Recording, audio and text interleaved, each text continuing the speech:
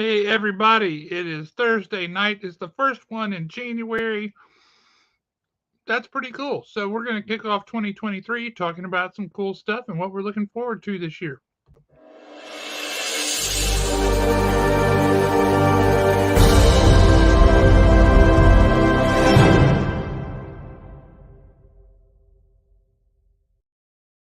Welcome back. I am Josh Olive with Haven Comics, the absolute best comic book store at our address on Slaughter Road. Can't beat it. We're amazing. Fantastic. Speaking of cool, awesome, and amazing, bring on Alan, my co host. Alan, how are you, sir? Well, I don't really feel cool, awesome, and amazing because I got some disturbing information the other day and it's really bothered me. Is this from the Ouija board you bought at the yard sale? No, it's not. This was one of those. I was reading an article online because, that's where we all go to get disturbed is online. And I found out that pirates have always struggled in school. Apparently, they have a hard time getting above sea level. Was bad. That was so bad. What was that? What did we do to deserve that? Well, that's the show for tonight, ladies and gentlemen. Good night. We'll see y'all next week. I read one the other day where a guy says to a lady, he says, I like telling dad jokes. And she said, does he laugh? And he goes, what? And she goes, leave. I still think my favorite one is that one that I texted you and Nick Ellis that I just can't repeat on the show. That was pretty good. That one owned to me right there. It's not that it's that bad, but yeah, it's bad enough. Well, let's see who we got in the chat so far. We got Tots, as always, jumping in first. Tots, good to see you, brother. Hope 2023 is treating you well so far. Blue Hellion Comics out of Nebraska. Stay away from that blue chew. You're going to get in trouble. Man, I know what you're talking about. Haven't seen you in a while. I hope all is well, brother. From Florida, Aaron Michaels. Aaron, it's exciting. We don't normally get you on a Thursday night. If you want to come on and talk to us about what's happening movie-wise and such, just shoot me a text and I'll send you the code. Mike Wesolowski, the awesomeness, the one and only, rocking in 2023. How are you doing, Mike Wesolowski? Hope all is well. Hey, so we got it looks like a new one, and I'm really digging the you name. Like the name. I do have a question, Farty Hands. Is it like when you get gasoline on your hands and no matter how much you scrub, they still smell afterwards? Just curious. I do. I love the name, though. So we did not get to talk last week because you were feeling under the weather. How was Christmas to you? Well, I got COVID. It was not on my list at all, but I got it anyway. And I will say it did have its plus side, right? It wasn't all bad. I had an absolute perfect excuse for watching football for like 4 days straight. During the one time a year, it's nonstop football for 4 days straight. So that part was pretty awesome, and I'm not going to lie. So I know you're about to be extremely disappointed, but I did get a new tablet for Christmas. Uh-oh. And this is going to hurt me, isn't it? Well, yes and no. We have a Kindle Unlimited account, and okay. I did not realize there was as much manga on Kindle Unlimited. So hey, congratulations! You don't have to order that much. But at the same time, and I'm sorry, manga for people in Alabama, where we're located at. I literally have been plowing through Fairy Tale by Hiro Mashima, but that's how you say his last name, or Mashima, something like that. Great story. Anybody that's into manga, check out Fairy Tale. He's also the writer of Eden Zero, which is his ongoing series right now. And I finally got to read the first issue of Daredevil. And by first issue, I assume you mean first. I mean 1964 Stanley Silver Age goodness. There were things in that comic book that I did not realize about Daredevil. Okay. Um, like in the TV show and in the in the Ben Affleck movie, it's he loses his sight and gains his powers as a child. His dad, gets killed pretty much as a child, and Well, that's as a teenager anyway, or a yeah, young, like a young teenager. yeah, But like a yeah, young teenager. But that's not how it happened in the comic books. He was already in his teens and getting close to graduating high school when he had the accident that caused him to lose his sight and gain his powers. He was driven by his dad to study. His dad did not want him to have his life, so he was actually pushing him toward either being a doctor or a lawyer. And when he had his accident and lost his sight, he promised his dad, "Hey, this isn't going to stop me. I'm going to graduate." Well, his dad ends up, kind of teamed up with the wrong booker as far as boxing is concerned. His dad did not get murdered until Daredevil was well in college and already rooming with Foggy. And I did not know that. I mean, I was like, based off the TV show and everything else, I thought it was when he was a kid. yeah. The timeline has been retconned a few times in a few different places. Lord knows when John Romita Jr. and Frank Miller both have kind of played around with that. But when that whole what was it, Daredevil, Man Without Fear, 5 issue miniseries that came out 20 some odd years ago, or 30 now, I guess. That was phenomenal, but that kind of changed the timeline up and pushed it earlier. I And have a question to answer here. All right, Blue Hellion, favorite teams. If we're going college or if we're going pro, obviously a little bit of difference. In college, call me a homer, but I've born and raised in Alabama, been here my whole life, and I'm a Crimson Tide, big Alabama fan. In the pros, we didn't have a local team here in Alabama forever, and so I got to pick who I liked, and I kind of have a total hierarchy. And every team in the NFL is on it somewhere, uh, but at the top of the list, and it has been for 30 some odd years, the Buffalo Bills. That was very painful in the 90s. God, we lost so many Super Bowls. Um, that was but, Jim Kelly, wasn't it? oh, yeah, Jim Yeah. Kelly, the run and gun. Uh, yeah, Don Beebe, man, when he landed on his head. Cornelius Bennett was there on defense. It was incredible. It was a great time. But yeah, that would be, if we were to sum up, that would be the short term there. Now, I'm You got interested in this next question that Blue put up here. This one right here. I'll be honest with you. I'm good with it. And the reason why I'm good with it is, if they were to ever do something like that, it came out a couple of weeks ago. If you will read Wildcats #2, mm-hmm. they have a really good explanation about something like that. In Wildcats #2, they've always been doing their thing. They've always been behind the scenes, but they've been covered up for years. So they could continue to kind of run their missions and do what they were supposed to do. So, yeah, I'm good with that. I mean, honestly, if they wanted to drop anybody like that, I think the only one that would not fit would be, say, something like if the Power Rangers existed in the same universe as Marvel or DC, because it's kind of hard to explain away a 100-foot tall robot fighting a 100-foot tall alien. So, but as far as Ninja Turtles, Daredevil, Ninja Turtles, anywhere they wanted to drop the Ninja Turtles in, they could. It would be very easily done. Now, James, that's an interesting question because Alan ain't even really his name. It's just the one that they gave him when he went into witness protection. Exactly, it really is. To your point, Blue, yeah, this has been a tough week for the Bills and really for anybody who's a fan of professional football. When Damar Hamlin went down in that game, he made a tackle.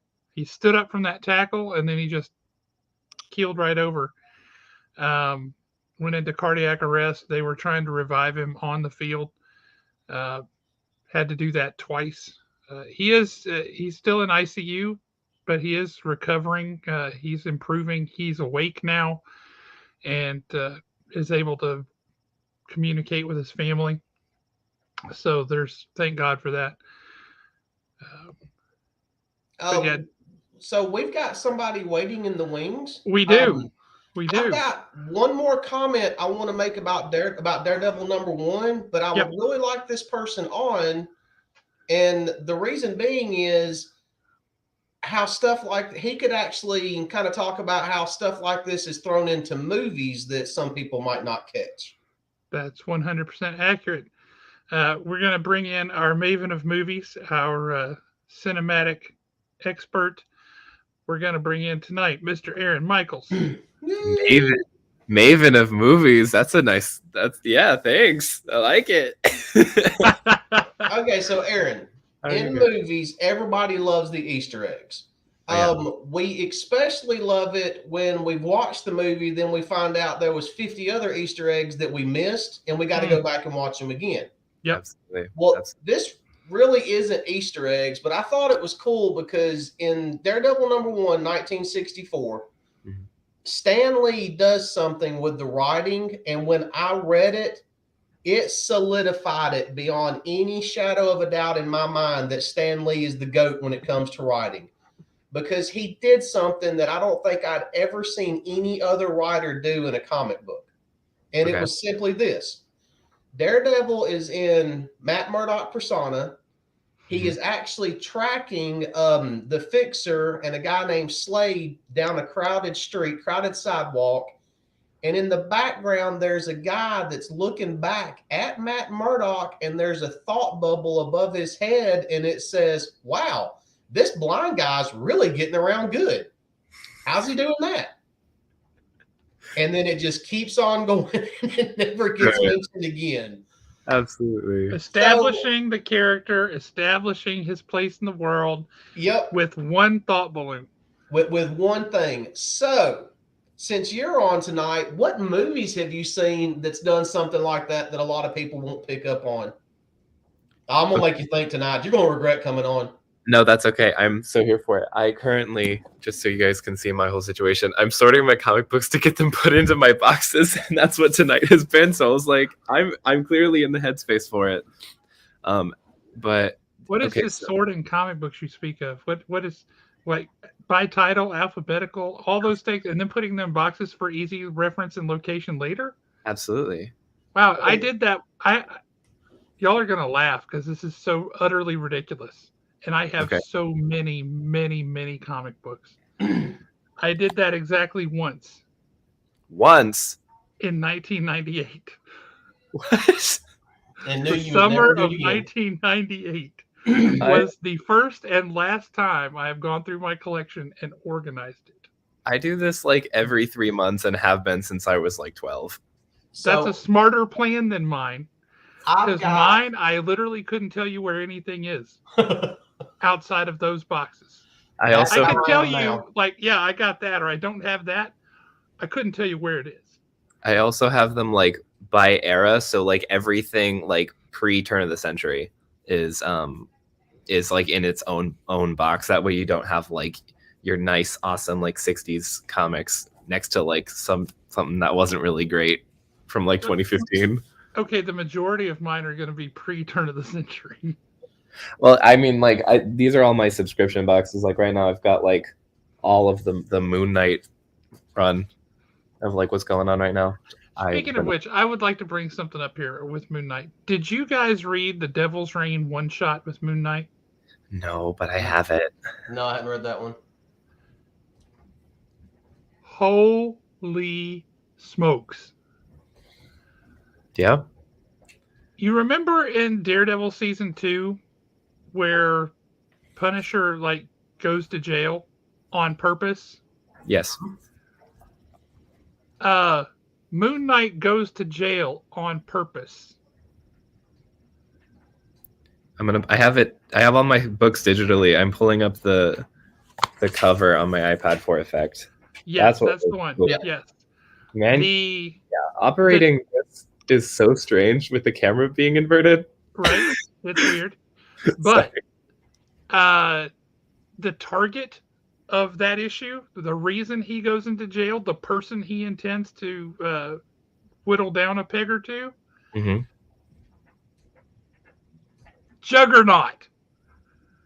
Oh, I gotta read it now. What? Holy smokes!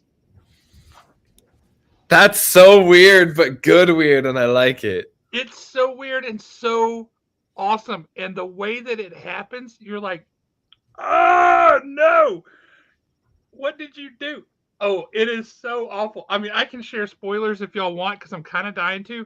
But at the same time, I just want y'all to read the book because you're going to be like, flip, flip, flip. Oh my god. Yeah. Well, I'll tell you with absolute certainty. If you don't tell me spoilers, it will be the first thing I read when I get off of this. Yeah, But- I'll In end that up reading case, it I'm not tonight going to say a tomorrow. word except you see they're not Daredevil. You see Moon Knight dealing in semantics a little bit, Sure. in the coolest possible way, and it is so vicious. Is he It's so arguing violent. semantics with himself? No, See, to me, that would be great. That would be fun to watch. that would be fun to watch, but no, he's just it's kind of reminiscent of that issue of Moon Knight where somebody tries to pay Taskmaster to take him on, and Taskmaster's like, "Oh heck no, I'm That not was just dealing like- with that guy."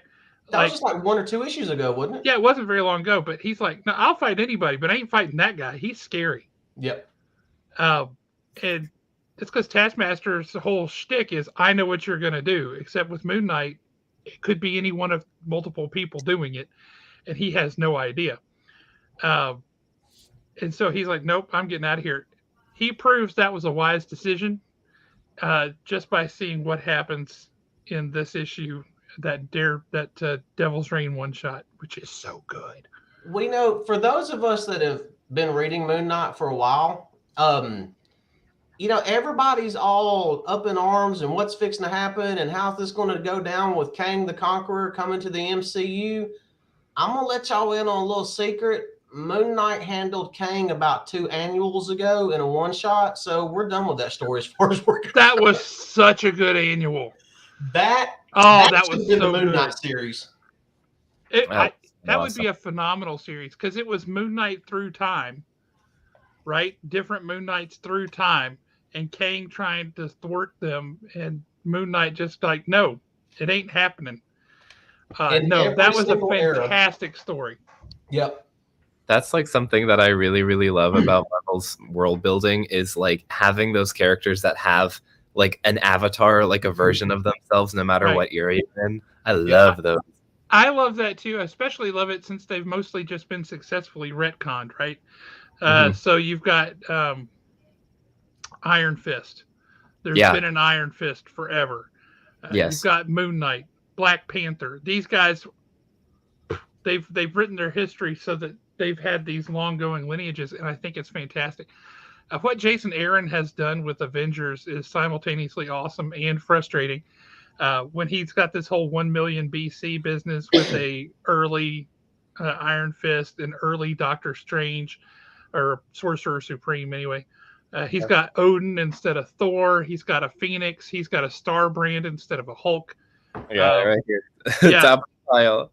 Yeah, Yeah. some really interesting stuff. There's a Black Panther and a freaking Ghost Rider who rides a mammoth on fire. Since we're talking comics, I got out the Storefolio. Excellent. And I know he's not your favorite, but I got to tell you, I read the new Miles Morales Spider-Man #1 a few days ago. I have that. Yeah. It is so freaking good. It's so- It captures the spirit of what Spider-Man should be in a way that Amazing Spider-Man has not in a long time. Long time. I really like, yeah. It's the spirit of Spider-Man and what Spider-Man's supposed to be, and it's this humbleness, it's this purity, it's this doing the right thing and kindness in a fun story. It's really, really good. It made me so happy to read it because it gave me the same feel as an old school Spider-Man book, and that was awesome. You're gonna love it, James. It's really good.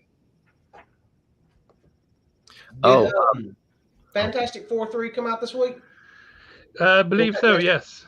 I haven't Oh. been up to shop because I'm still on my COVID restriction until Saturday. Um, don't recommend that. Don't get COVID for Christmas, boys and girls. Well, let's do this right quick. Let's And do Aaron, it. if I've got something in here that you have not read yet and you don't want me talking about it, too Too bad. bad. That's fine. No, seriously, I'm like 8 months behind on like everything. I'm like, I just like I go through and I like binge read the one series, and then that's kind of my comic books for like a month. Like Oh, yeah. I've done the same thing plenty of times. hard. Well, we're going to start out. These are last week's comics because I do try to do it a week behind so we don't spoil anything for anybody. You're good. Let's do it. King Spawn, number 18, come out last week. For anybody that's reading King Spawn or any of the new Spawn universe stuff, bravo, you know you're reading some good series.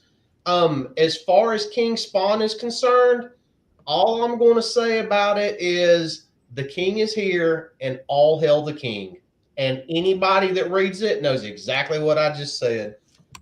It's about to get real in this book. It's funny that we were talking about him a minute ago, but Moon Knight number 18. Mm-hmm. So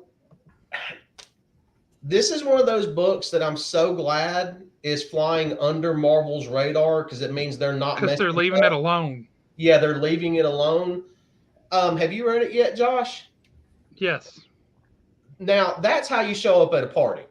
Oh, heck yeah. I mean, my boy done showed up at a party full of vampires, whipped out an umbrella, and set off the sprinkler system. And they're like, hey, you're going to fight us with water? And he's like, no, you forget. I'm a priest, and I'm going to bless this water. That was awesome. It was on from there on out. Maybe yeah. put that in a Blade movie. Like set it up exactly like the blood sprinklers. Yep. Oh, That was great. That's awesome. We're about to do 2 books at once, and the reason being is I'm actually mad at both these books. Uh-oh. I think I know where this is going. Comic book companies are like raising kids. You got to praise them when they do good, and you got to scold them when they do bad. I mean, that's all there is to it. You're not wrong. DC versus Vampires number 12. I have thoroughly enjoyed this entire series. The ending was extremely weak. It was a cop-out. All you did was set us up for another series. And to be honest with you, with how you set up the next series, the character that you took out in this one, he was the reason why I was reading this series. Yeah, okay. Thank God number 12 is here. Hopefully it's over with. Can I Nice ask you? House on the Lake number 12. Whatever. End of cycle 1. There'll be no cycle 2 for me. This was number 12 was the worst book in the series. Kind of ruined the series for me. Maybe even the last 3 to 4 pages is what ruined the series for me. Timing. I believe that. Okay, whatever. You literally pulled a Donnie Cates with this book. Sorry, brother. It's just the truth. You had a great story going and you ruined it with the ending. This one, I got to be honest, this was solely a cover buy. The reason why it was a cover buy is not because Alex Ross did it. It's because this particular cover reminds me of the old George Reeves Superman. I loved that version of Superman. It's a beautiful cover. I mean, that's an exquisite, iconic, timeless cover. Yep. But then I thought, okay, they're saying a new era rises. I'm going to check this out. I bought it. I'm going to go ahead and read it. This actually ended up being a really good book. I have not read a Superman comic book in God knows how long. If you have not been reading Superman comics, this is actually a really good jumping off point. There was only one character and one story that I did not know what was going on, but they kind of filled it in who he was and what happened with just like a couple of pages. Ended up being a really solid book. I'd made this comment to Dustin last week. To me, one of the biggest things about 2022 was DC's return to solid storytelling, in my opinion. Another prime example right here. If you haven't read a Superman comic in a while and you want to jump in on it, grab this one. It'll be great. What Spidey book? Nick, you got to read Miles Morales Spider-Man #1. I swear to goodness, you read the #1 of this new series, it feels like old school Spider-Man. And I know you're a fan of old school Spider-Man. I was so happy and so shocked at how awesome it was. Read it and get back to me. Oh, and Nick, by the way, Gwen's still dead. Oh! You had to say that. Too soon? It's only been like 50 years. James, that is Action Comics number 1050. Yep. And there's multiple covers to this one. It was one of those they did, I don't know, what, 4, 5, 6 covers for it. Yep. But like I said, they actually did like 87,000 covers, but we ordered the handful that we thought we could sell. My last one is not a new book. I figured it's a new year, so I wanted to do something new. So I'm going to go with hopefully I find one that I like every week. My throwback pick of the week. It's a Silver Age book, and I like it already. It's a first appearance book, and actually, if you're into Silver Age and first appearance, this is still a very affordable book, and it's a fun book to have in the collection. So I'm going with Showcase presents Dr. Fate and Our Man, first appearance of Solomon Grundy. Well, in the Silver Age. Yeah, in the Silver Age. That's cool. We got first Solomon Grundy and actually first Green Lantern in the Silver Age. Correct. Try to get him spun around there. Hang on, I'm embiggening you so people can see. There you go. That got the glare off. Yeah, there we go. That's awesome. So yeah, I want to do something different. These books like this, if you're into stuff like this, like I said, they're still extremely affordable. They haven't gone, I don't think these will ever go to like an outrageous price unless they do something like insane, like Solomon Grundy shows up and actually is a good character somewhere. I doubt it though, because DCU doesn't know how to do Solomon Grundy on TV. That's 100% accurate so far. So yeah, I wanted to do something different. There's my something different next week. I already got next week's pick out too, and it'll be another Silver Age. But there's your throwback pick of the week. That's one of those ones that I know Alan's got a soft spot for Doctor Strange, or Dr. Fate rather. Yep. And I know he likes some of those kind of obscure stories like that. So I find that kind of thing, and I just pick them out and I put them in his box. And if he wants it, then great. If not, somebody else will. So if there's things like that, if you're a local here and there's things like that you want to, the characters you like and books you'd like to find, let me know. I'm always on the lookout for that kind of stuff for people. Makes me happy. And to be honest with y'all, I mean, I can sit here and actually testify to that. And I'm going to tell y'all a quick little story about that. I have got this thing for the cover art for a comic book called The Living Mummy. Yes. And I want every single appearance of The Living Mummy. Josh has been slowly but surely tracking those down. And there's only, I think, maybe... There's not a ton. Yeah, like 10, 12, 15 at max, somewhere around there.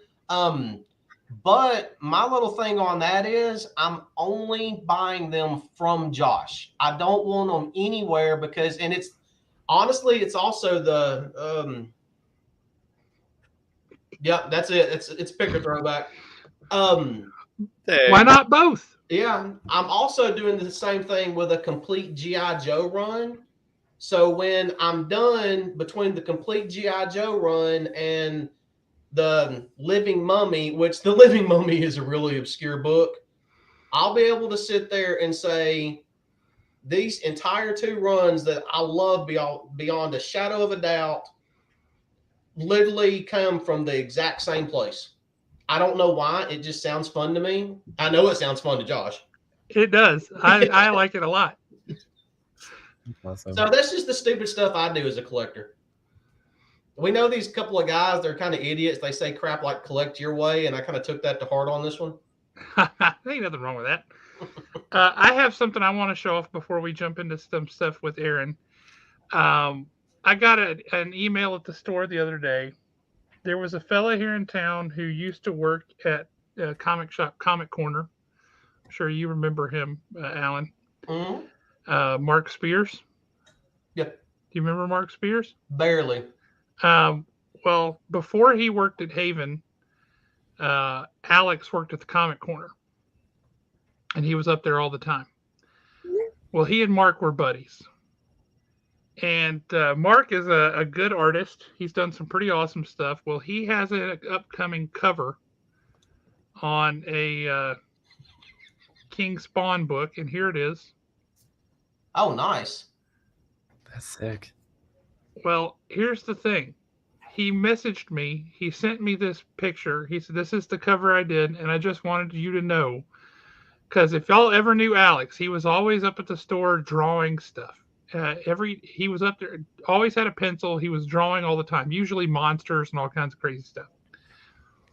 Well, this has got a tribute on it to Alex.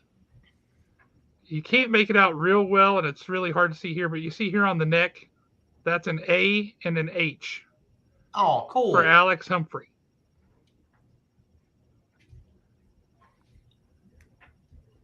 So kudos to Mark for immortalizing Alex on a comic book cover, which would have meant the absolute world to Alex. Now, is this going to be a direct cover? Is it a... This is an orderable cover. I believe this is actually cover A. Okay, cool. That makes it even better. It's not going to be one of those exclusives somewhere. Not some wackadoo obscure cover. Yeah, I believe this is actually cover A. So I will be ordering that cover,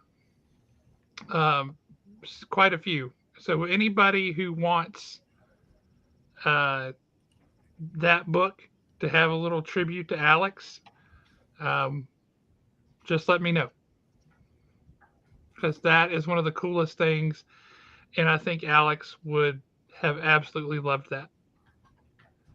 I haven't told Alex's mom yet because she never understood him drawing all the monsters, and I think she would find that cover hideous. But I think she would also be very moved. But anyway, I just thought that was really cool, and we are going to be ordering that. So if anybody wants one, let me know. Tots, brother, you got it.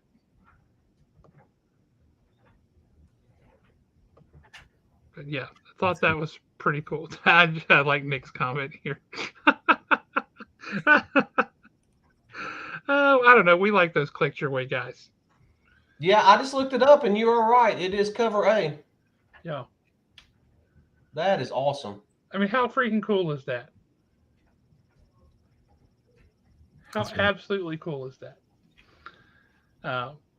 So, 2023, it's a new year. We got new stuff happening. Some of it's coming up pretty darn quick. One of those things being, I don't know, more Kang, please. Ant-Man and the Wasp, Quantumania. 45. I'm looking forward to that. I assume you're looking forward to that, Alan? I am looking forward to it.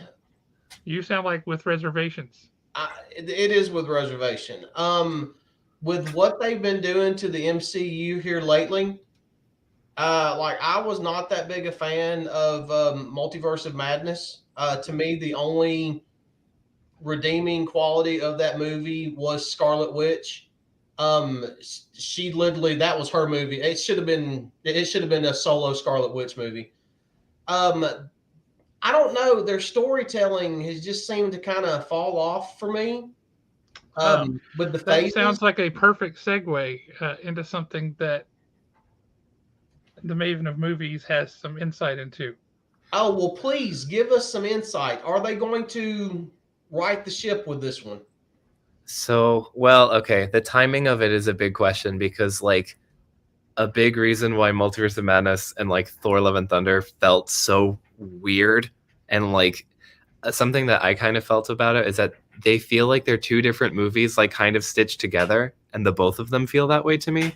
I was like, what could have possibly happened? Turns out both of those movies got their filming interrupted by COVID. And then when they came back from COVID, there was a new Disney executive in power who was very famously putting a lot of creative constraints and budget restrictions on everybody, but specifically on Kevin.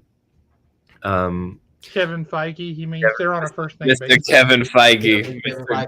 Golden Goose himself. But my big thing about Multiverse of Madness was honestly, all I felt like I was watching was the superhero version of Drag Me to Hell. It was a typical Sam Raimi movie. It did nothing for me other than the Scarlet Witch character, and she was just the way she was portrayed in that movie was great. Everything else, I was kind of whatever. It's Sam Raimi. Yeah, I don't know if Ant-Man will. Sorry, I'm doing laundry. That's my dryer. I don't know if Ant-Man will have the same problems I because thought, damn, he done hit me with the buzzer, Josh. I done struck a nerve. no, I got scared for a second. no, we're It's good. like the Gong Show. I'm sorry, I'll never badmouth Sam Raimi again. No, you're good. I don't know if Ant-Man 3 will have those same problems and if how much executive interference exists with that one. But I do feel like it will hopefully be one of the last ones because every other Marvel project that like should be coming out since then has had reshoots post Bob Iger's reinstation. What is the word? Being reinstated. Yeah, being reinstated. So I hope. I'm excited, but I also admittedly do have reservations. But we'll find out in 45 days. And there's a trailer coming out Monday night with There is indeed the NBA game. No, it's coming out with the national championship game for college football. You're right. I've said the wrong.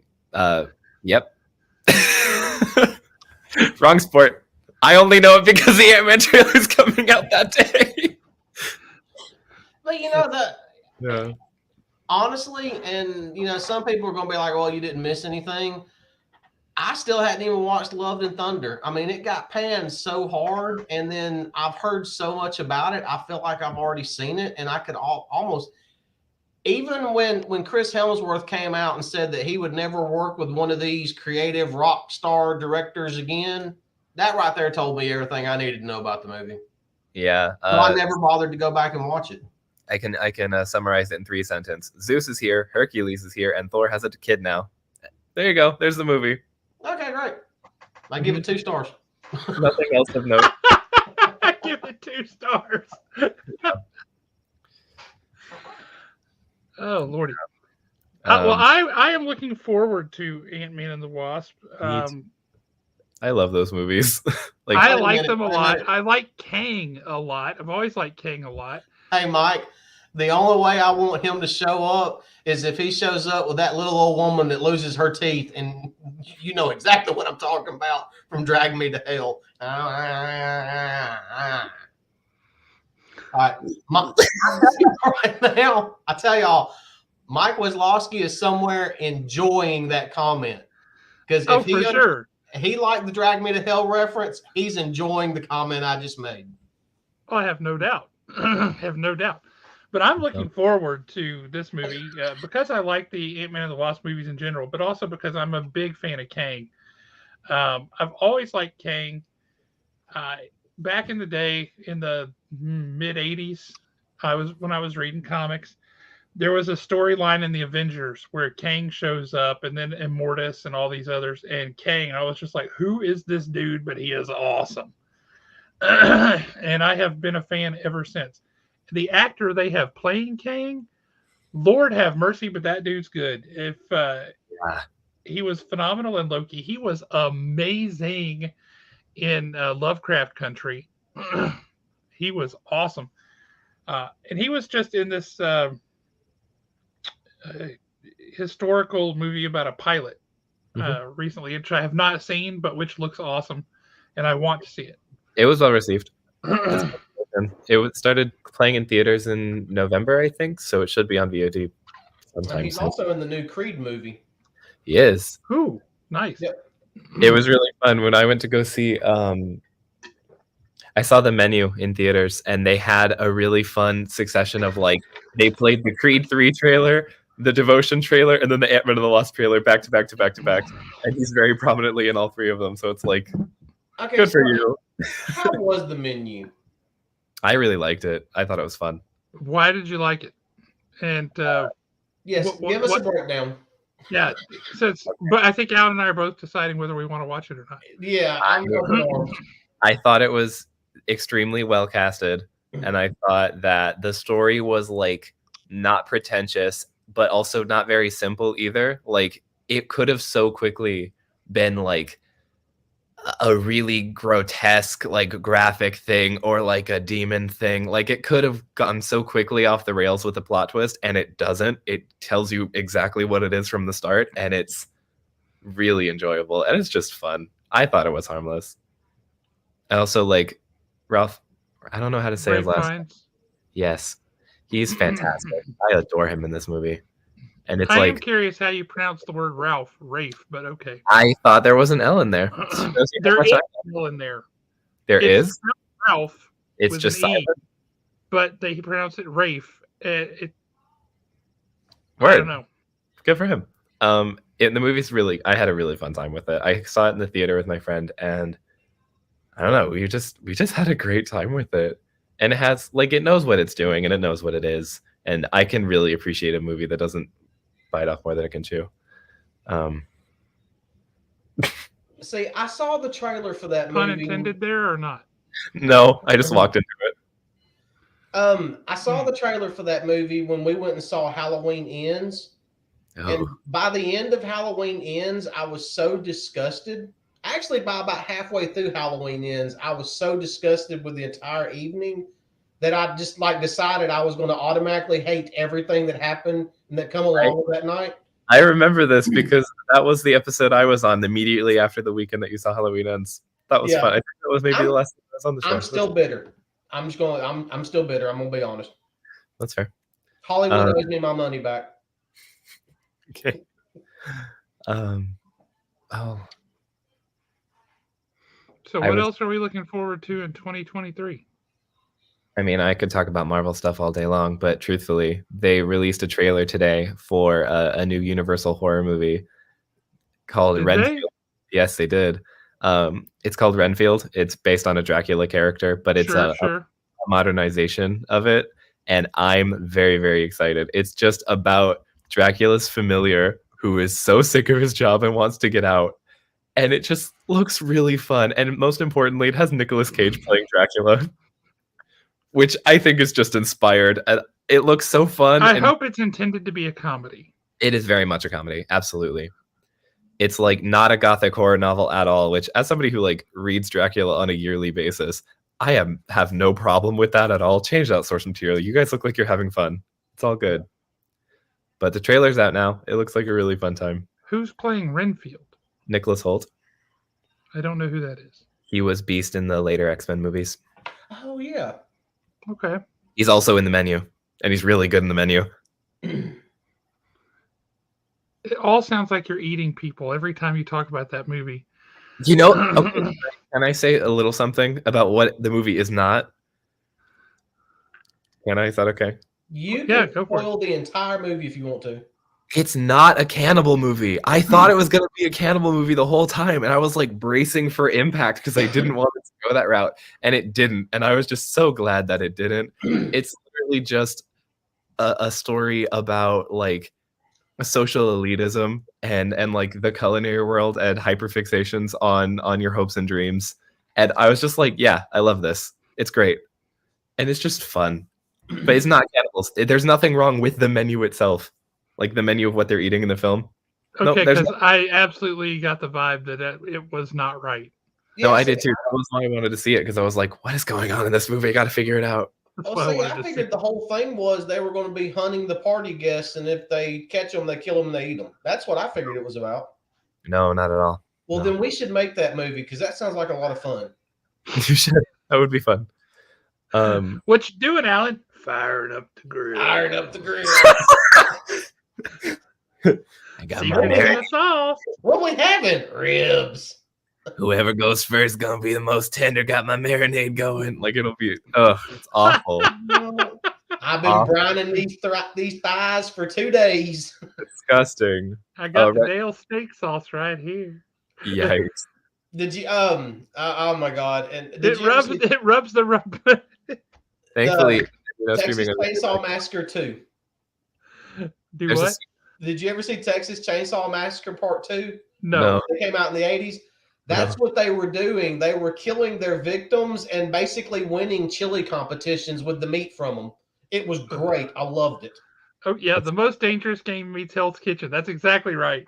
That's exactly right. I think we could sell that. The Sci-Fi Network would make this movie. Oh, I They think we could absolutely too. would. Are you kidding? They probably have. It'd be great. They probably have. Also, something I thought about the Renfield trailer is that it looks like the best parts of the Venom movies, but like elevated to an 11, and it looks so fun. Like it's that kind of humor, and I just looks like it's gonna be a fun time. It comes out in April, which is weird for a monster movie, but like whatever. It means You like thought there were good parts to the Venom movies. I Interesting. do. Yeah, they're fun. They're camp, and I appreciate camp. I couldn't even watch the second one. I hated Oh. the first one. Yeah, So bad. It's so weird because the second one is simultaneously like you've done way better in some areas and then way worse in others, and I'm like, we applied some of the lessons, but then we tried to fix what was working. Oh, but like Renfield and Dracula have like a very weird symbiotic relationship, Yeah, I mean that That- tracks with the book. but it just looks really fun. Anyway, sorry, what were you saying, Alan? I was going to say, see, to me, the Venom movie, halfway through it, I was just sitting there thinking, okay, it's a fun popcorn flick, but this isn't Venom. That's fair. This isn't, to me, this is not what it's supposed to be. I was able to disassociate from it enough for it to just be a good popcorn flick, and I was able to have fun with it. And that's honestly how I feel about Renfield, because I'm like, I could be like really particular about the source material here, or I could just have fun. Yeah.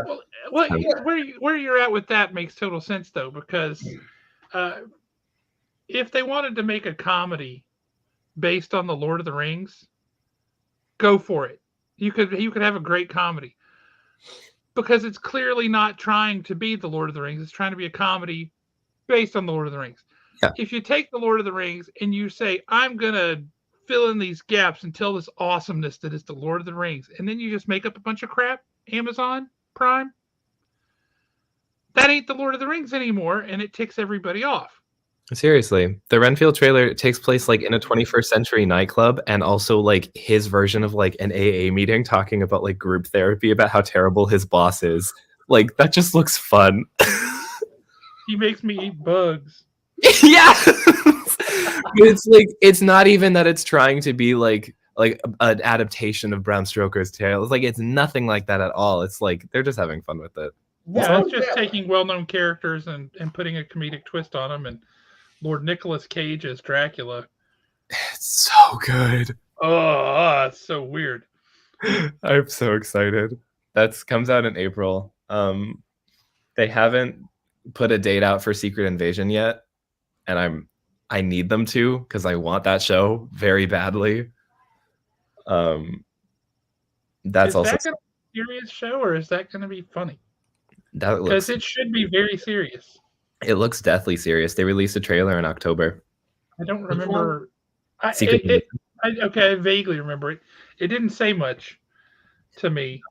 It was kind of like, here's some pictures. It looks and feels to me almost like the exact tone and seriousness of The Winter Soldier, but with like a shapeshifter. Sorry, what was that?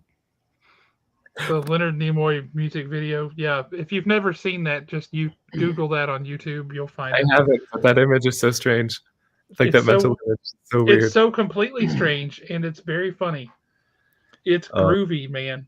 Okay, so I just had to look it up because, I mean, it literally was on the tip of my tongue. This could be a great movie, but no one will ever top Peter McNichol's turn as Renfield in Dracula Dead and Loving It. Did you ever see that one? Dead and Loving It? No, that's amazing though. What a great God. And I had to look it up. It's a Mel Brooks movie, so that right there tells you just about everything you need to know. Yep. Yeah. And for you younger folks that may be watching this, Mel Brooks, just don't watch him. You're going to be offended with your feelings hurt. I'm just going to go right there automatically. Mel Brooks did not hold back on anything. That's why he was so great. He looks like you can't see my phone at all. His costume. Look, I'm leaning in like an idiot. Oh yeah, I see it. No, you're good.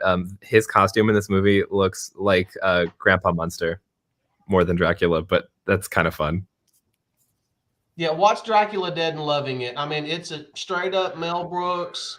You like camp? Get ready. Did you ever see Young Frankenstein?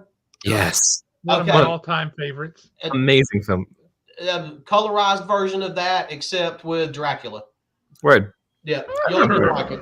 Yeah, Young Frankenstein actually is a great comparison for Renfield. That is, yeah. If you can just imagine like an R-rated action movie version of Young Frankenstein, but with Dracula. Yeah, that looks exactly what it feels like. An R-rated action movie version of Young Frankenstein. Basically, it's gonna be fun. I will be seated April 14th, popcorn in hand. I'm gonna have a fun time. Oh Lordy, that's such a great visual. Now I want to see it, and earlier I definitely did not want to see it, so that's funny. I'm glad I was able to eventually sell you on it. You did. Oh, what else is this year? There's so much coming this year. I just like it still feels like 2022 to me. So I'm like 2023 is a fake made up year. Like that's when the Jetsons lived. That's not just because you're of a generation where you don't write checks very much, I would guess. So you don't have to do that whole transition of, God dang it, I wrote 22 and I'm at 23. That's fair. I mean, also it's like we're 5 days in. That feels like an acceptable amount of time to say the wrong thing. See, it still feels like we're like way into it for me this year for some reason. Maybe that's because I sat at home with COVID for days. Oh, I've got friends that are posting photos all over the place talking about their first pickups of 2023 and all the comics they've bought. And I'm like, I hadn't even made it to the comic book store yet in 2023. I haven't even gone grocery shopping in 2023. Yeah, really. Weird as it is, I haven't done either of those things either. Well, I can't imagine why. So what about you, Josh? What are you looking forward to? Comic books, movies? I'm looking forward to some things I think that are probably a little bit more ephemeral. There are certainly comic books and movies that I'm looking forward to, books that I'm looking forward to, all kinds of things. But I've kind of made it's not like I sat down and thought it through and I shall make this decision. But the past couple of years, I have felt very isolated from people, and I am a people person, and that's not my favorite thing.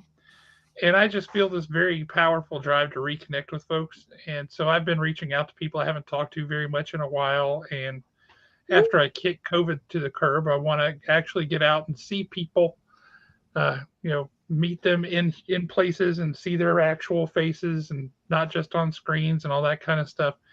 And I'm really, honest to goodness, I'm looking forward to that a lot. But one thing I am very much looking forward to is my buddy Scott Oden. His new book is supposed to come out here shortly. I'm actually in the process of beta reading right now. It's a 20-chapter book. I currently have chapters 1 through 14.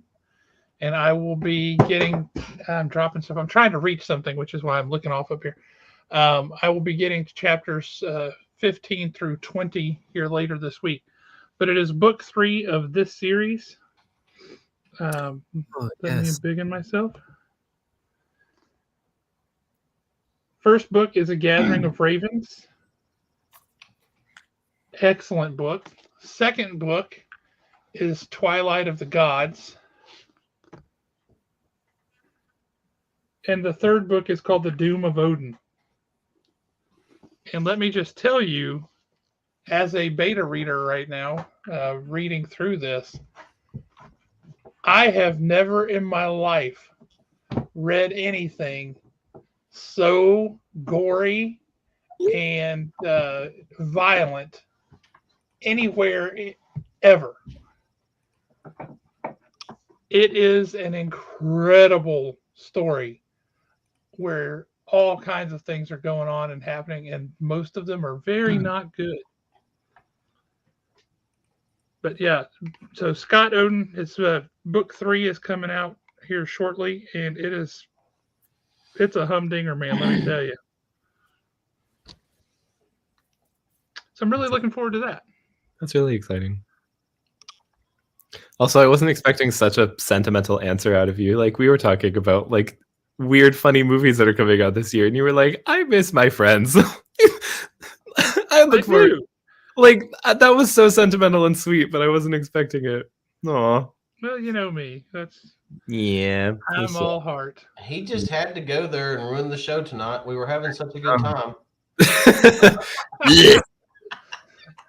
You hush up.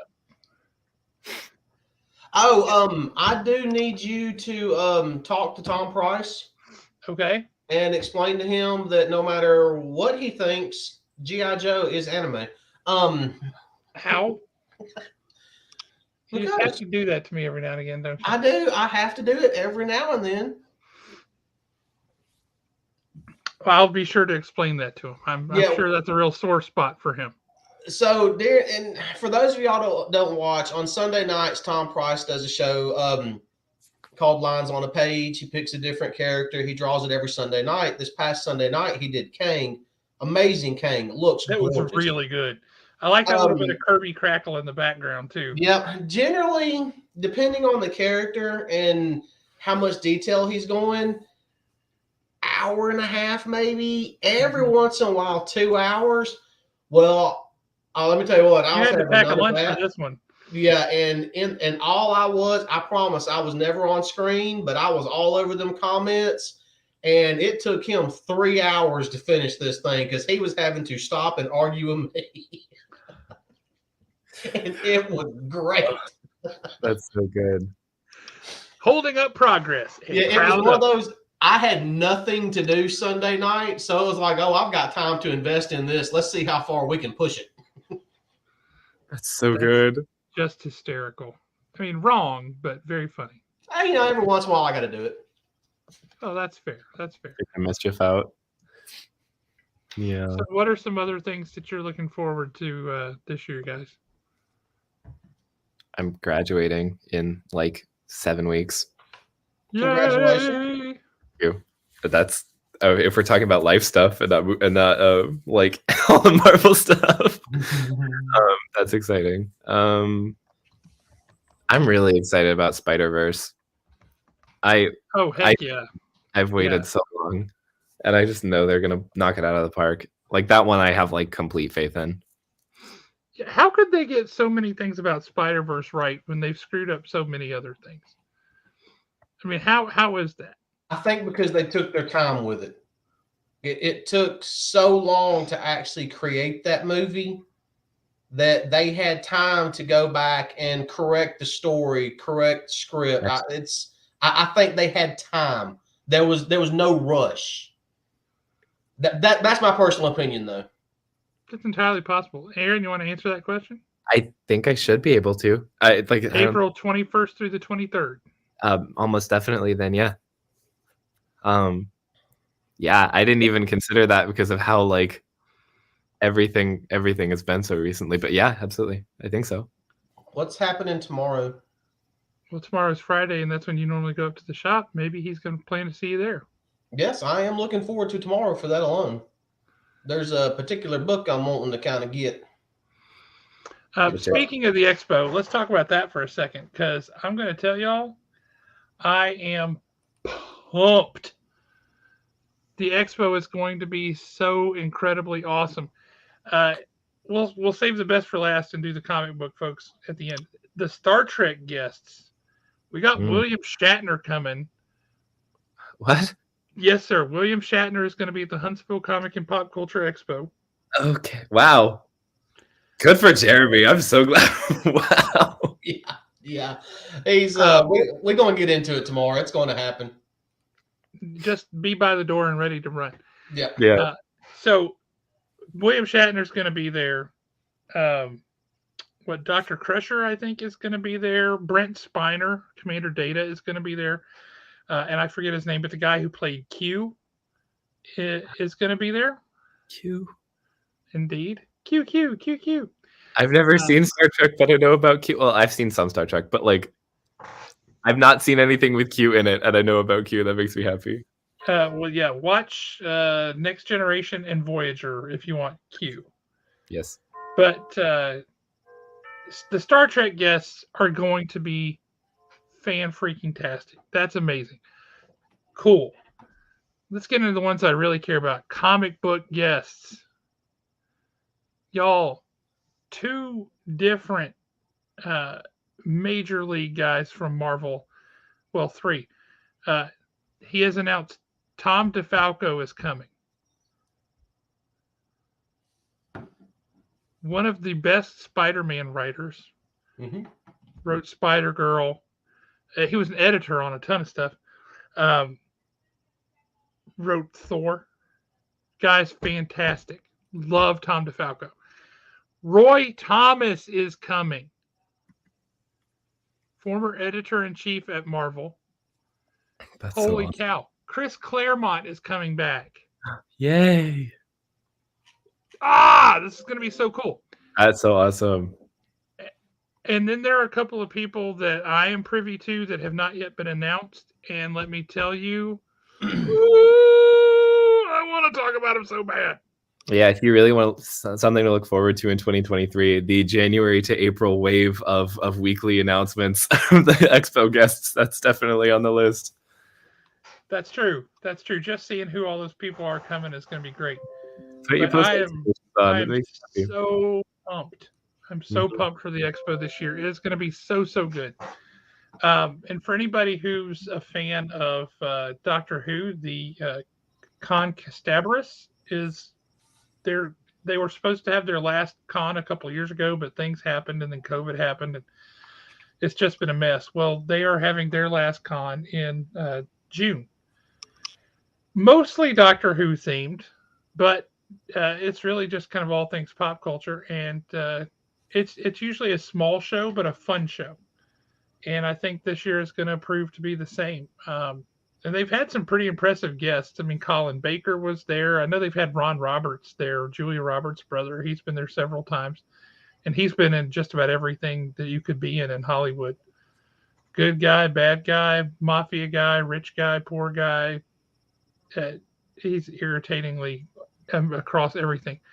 The amazing DC artist Jeremy hasn't announced yet. That's one of them. That's one of them. The one that I'm particularly thinking of has done work for Marvel, DC, some independent stuff, but is one of my all-time favorite comic book artists. J. Scott Campbell? No, one I'll of my all-time favorite comic book artists. The dude's amazing. As far as I know, he's never done G.I. Joe, so he's not perfect.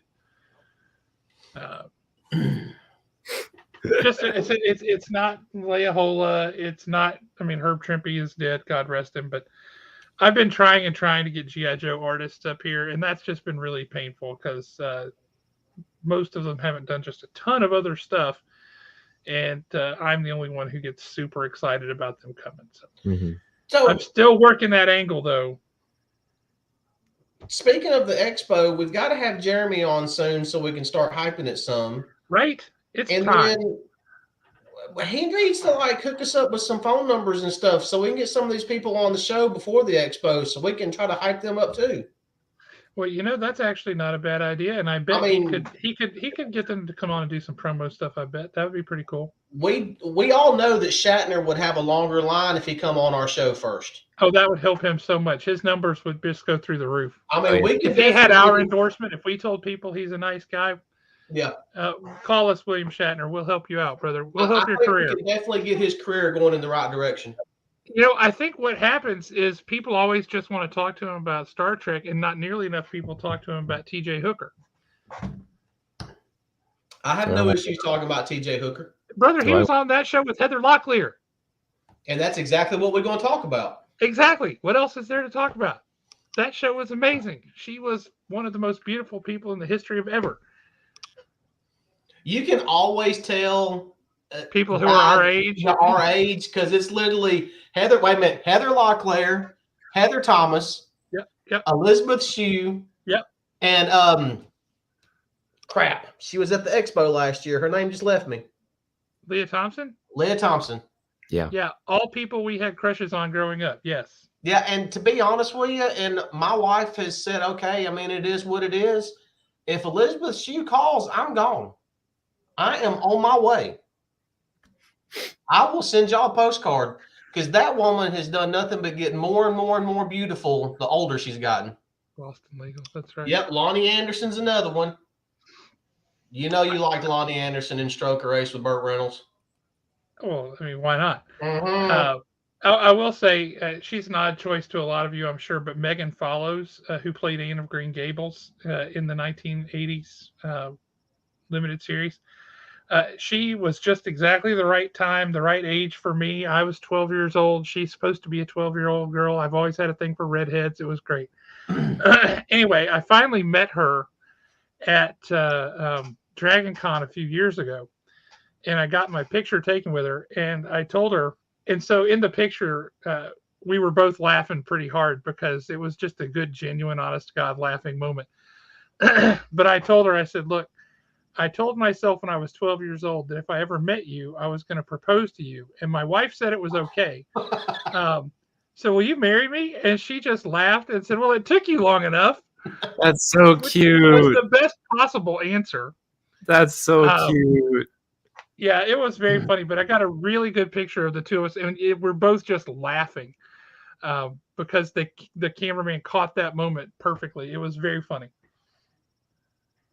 It was an interesting line I was in because it was all a bunch of women and two drag queens and me. So yeah, it was cool.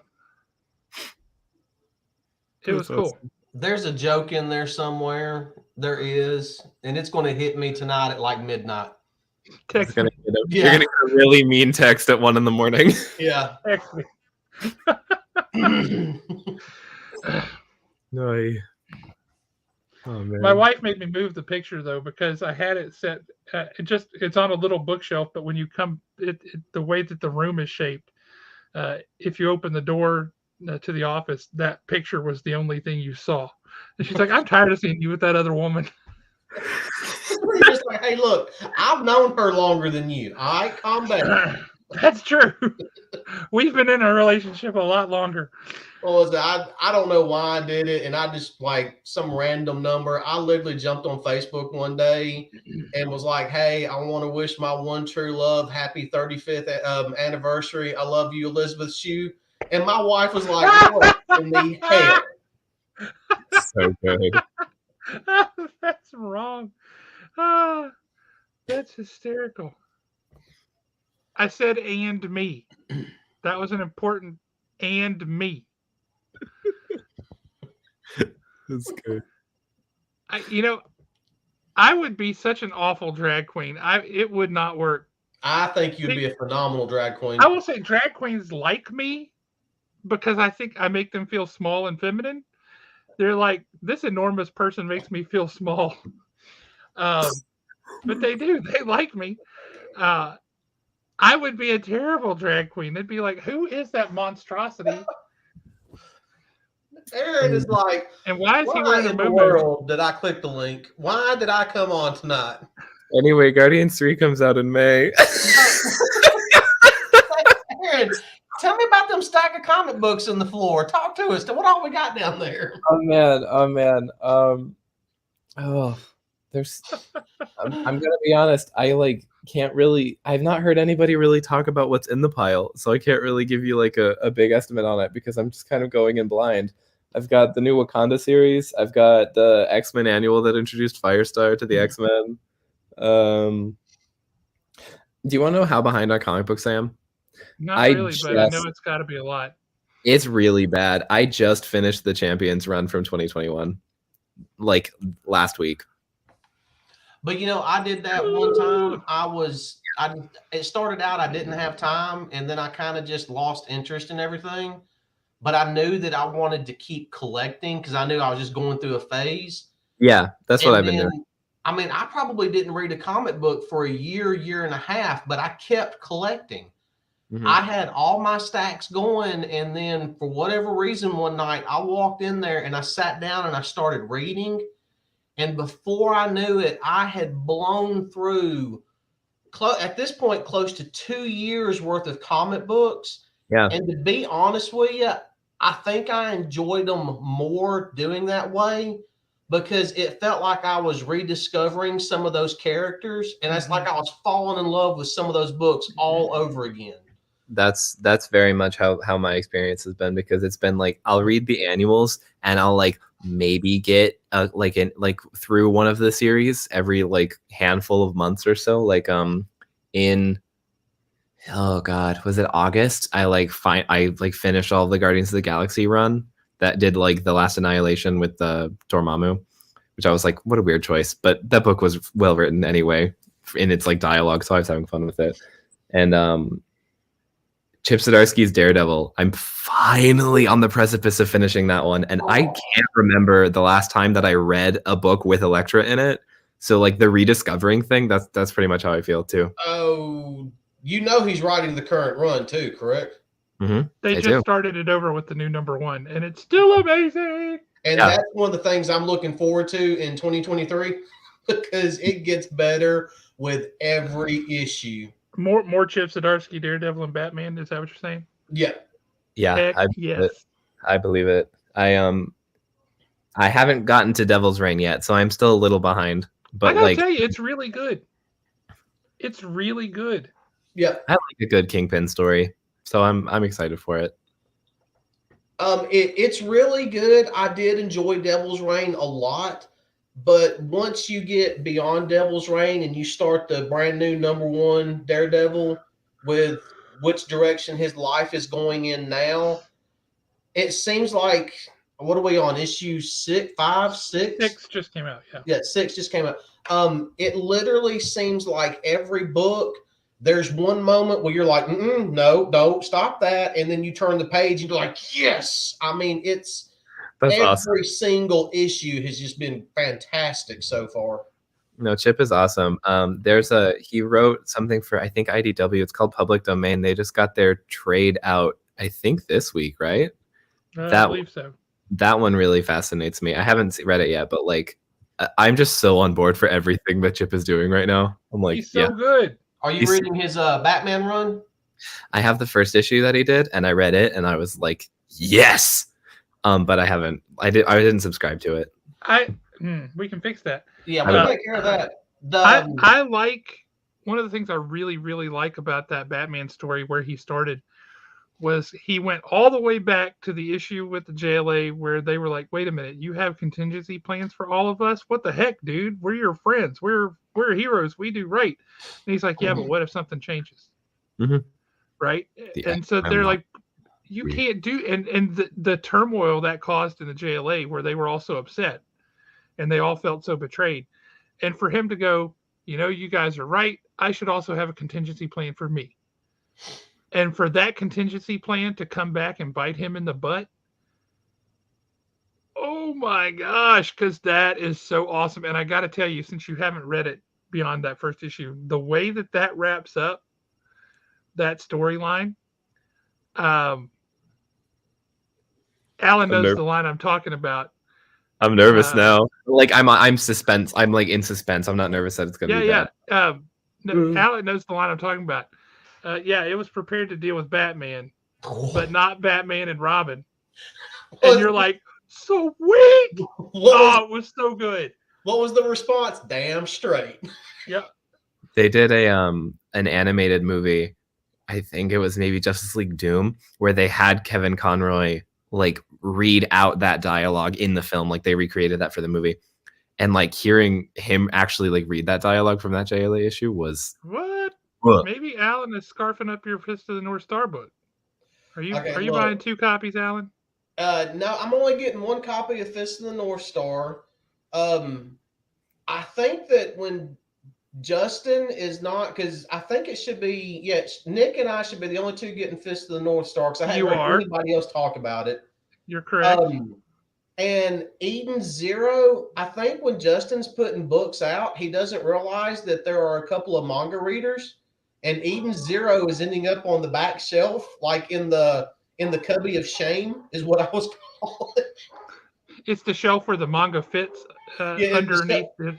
Yeah, it's the cubby of shame. I mean, you got to go like root around and dig down there for like some spectacular stories. So frustrating. Justin has this thing where if it's not a comic book, he can't conceive that it might be ordered for somebody. So he just is like, I'm like, dude, it's on the list. They get it every month. I don't order this for fun. But Justin also thinks that everything Catwoman ordered is for him. Oh, I believe it. He's not far off. He picks up stuff where like I didn't even know Catwoman was on that cover. She's so far in the background, and he's like, nope, that's mine. I was like, okay, good. You go for it, buddy. I remember like when I was doing the subscriptions with them, when DC started doing their like black label books that were like the size of like full magazines. That wouldn't fit in the boxes. Oh, I'm Yeah, not bitter. we had to like make a pile on the counter just with a sticky note on top of every person who was on that book. Maybe we should bring that system back, Jay. Yeah, here's the list. Here, this goes with this person. Yep. Yeah. Yeah, we didn't realize when we had those boxes made 21 years ago that they were going to need to be built to hold magazine size stuff because they were built for comics. I'm not bitter. If it ain't broke. Mm-hmm. Yeah. I will say one book that has the one book singular that has been really good in that format is Wonder Woman Historia. That 3-issue series. Yes. That was what that format was designed for, to show off this spectacular, stunning artwork. Use it like it's IMAX. Yeah. Yeah. Absolutely. That's awesome. Not to me, brother. We just need to take it up with Justin. Oh, man. We'll walk up to Justin just... Nick, if you like Eden Zero, check out Fairy Tale. It's been really good, and that series is actually over with, and there's only a tiny 63 books in that series. But yeah, it's been really good too. All right, there's our manga minute. How about that? Manga minute. Manga minute. Yeah, Nick, title card. I need a video that I can play that's like nothing but a whole bunch of manga, and then it splashes manga minute across the screen, and then I'll give like 1 or 2 titles, and then we'll just move on. And the minute is the video? Yeah, the video needs to be countdown timer. 55 seconds long, then that gives me 5 seconds to spit out 2 names. Oh my god. I assume that's Zom 100, as in like zombies. Ooh. All right, I'll check that one out. Manga zombies. Oh, this was so bad of me. Tom Price, he likes older manga, like the original stuff. Like Golga 13? He doesn't like the newer stuff. Pretty much he's got this thing on. It's a long, drawn-out conversation, but I kept telling him Sunday night that he needed to draw Kang manga style with great big old huge manga eyes and a cat with wings flying around him and everything. That's how I started derailing Sunday night show. And it literally went downhill from there. That is cruel. The cat with his flying backpack. Yep. Got to have his flying backpack and a beret on. I mean, whole 9 yards. Oh, man. It's just mean. That would be fun. So what else are you guys looking forward to this year? What's coming up in 2023 that y'all are excited about? It's not something that's coming up. It's something that's been happening the past few months, and I really want to see which direction it's going. And I talked about it last week with Dustin. Here in the past few months, DC has really come on strong with their storytelling with some titles. And I really want to see how they keep that momentum going. I mean, Batman, Nightwing, Action Comics, the Justice Society of America. They've put out some really good titles here lately. I know that what Deceased War of the Undead Gods is getting ready to wrap up, but we all know there's going to be another one. But even with the way they're doing it, it's still been very entertaining. And I've said it once, I've said it 1,000 times. I can't wait to see what AWA does next. Trojan came out yesterday or today. Yesterday. I'm really looking forward to that one. That one looks interesting. Black Tape is getting ready to come out. It looks interesting. Yep. So, that's going to combine heavy metal and horror. You cannot go wrong with that. Yep, what's up? Have you read What's the Furthest Place from Here? By Matthew Rosenberg? I think. Is it good? It is good. It's a more slow-paced post-apocalyptic movie or book. Matt Rosenberg is one of the more promising young writers in the industry today. He's the guy writing Wildcats right now. Yeah. Which the first issue was okay. The second issue, I was like, now we're talking. Mm-hmm. I really liked it. What I've read of his. So I've read something of his, maybe one of his Marvel things, but I don't remember what it is. Off the top of Did my you head. read the Wolverine Black, White, and Blood #1? Yes, I did. He had the story in there where Wolverine snuck the bomb into the neo-Nazi place Yes. inside his guts, and the way he took care. He's like, this is really going to hurt. Did he have Did he have a series though? I feel like I would have he did a few things, but that was the big thing I knew him from. He's done quite a few things at DC lately. Gotcha. Quite a few. Alan, But what I'll go with you on that. Nightwing right now, Nightwing's really good. maybe the best book that DC is putting out. Nightwing is fantastic. Batman with Chip Zdarsky is fantastic. Detective with Ram V is interesting. I don't always like it, but it's interesting. Even the ones that I really wasn't that big on the last issue. It was an issue. I mean, it was still a solid read, but he's got a certain feel to hit the way he writes. He does, yes. He really knows how to set a tone for the book. I mean, he's amazing at that. So even the issues that I'm really not that big on, I still want to keep reading it to see where the story's going and to see what the next issue is going to bring. I would agree with that. But I would, to your point, though, about DC maybe turning a corner and getting back to some solid storytelling, I've got hope for Marvel, too, when I look at books like Fantastic Four and this new Miles Morales Spider-Man #1. That's recapturing the feel of what those books should be. And if they can stick to it and let those guys alone, they can tell some amazing stories. They can absolutely tell some amazing stories.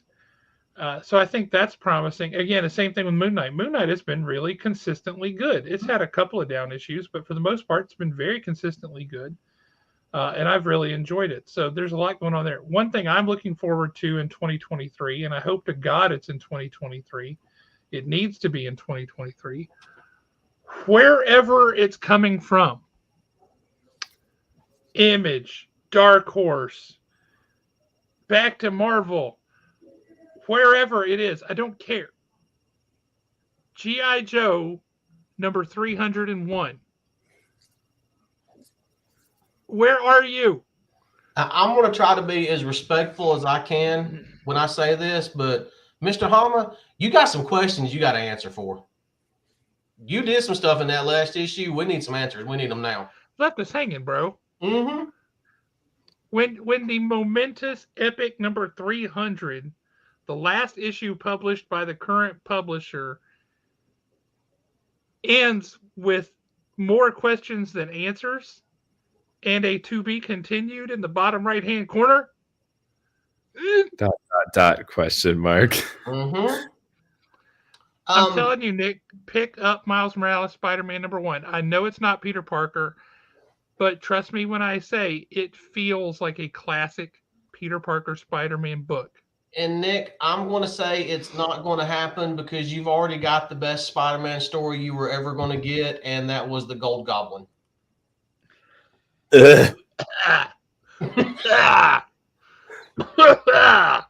My stomach actually grumbled when you said that. Oh, just what was that? What was that storyline they just wrapped up where we got like a Spider-Man comic every 4 days? Was it Beyond? Yeah, Beyond. That was where I quit reading. I couldn't take anymore. I was done. I'm like, yeah, I'm out. I'll see y'all later. I have to say, one of the things in this Miles Morales Spider-Man #1 was he's like, yeah, now that we're past all that Beyond stuff, it says it in there. And you're like, dude, that's fantastic. That's so good. I feel like instituting like back to basics storytelling every once in a while is like a really good thing to do, especially when you have really consistently like oddball out of the park things where it suddenly no longer feels like what you're telling.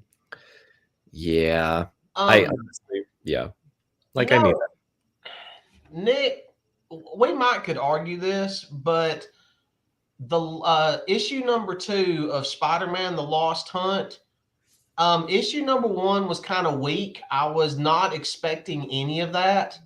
It kind of went somewhere I was not expecting. I would agree with that. Yeah, issue number 2 really turned it around and then had a really nice twist ending in like the final page.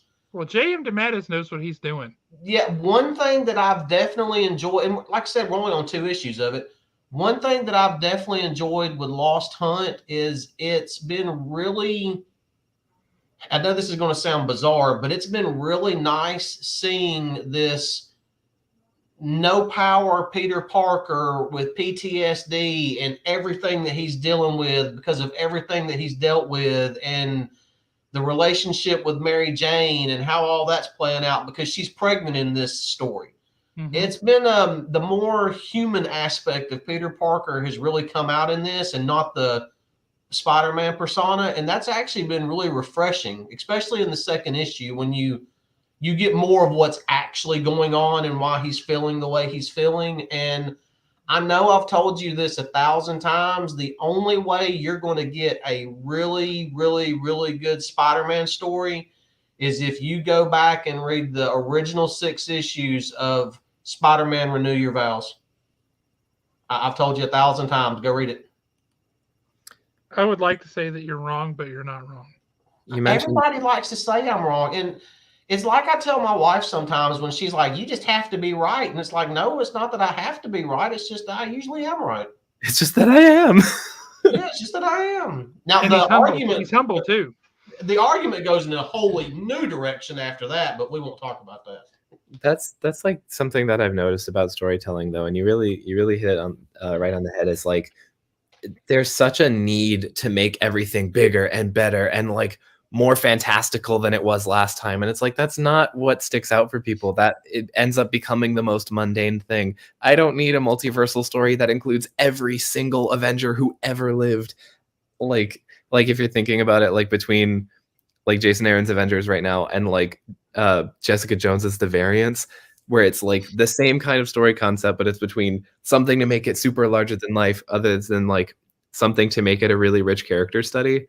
It's like, we're here for the characters. We're here for like what they're doing and what they represent. And if we can maintain that of like why we're telling the story with these characters instead of why we're telling using this plot device would be. Yeah, I don't want to keep beating a dead horse here, but in Miles Morales Spider-Man #1, one of the things they talk about, I think he says it in there, it's some variation of this 2 or 3 times, taking care of his neighborhood and the streets. And it's all about street level home stuff, about people being kind to each other. And at one point he's taken on Rhino, not Rhino, it's Scorpion. And Scorpion's like, I'll give you this, you're as annoying as the original Spider-Man. And you're like, there you go.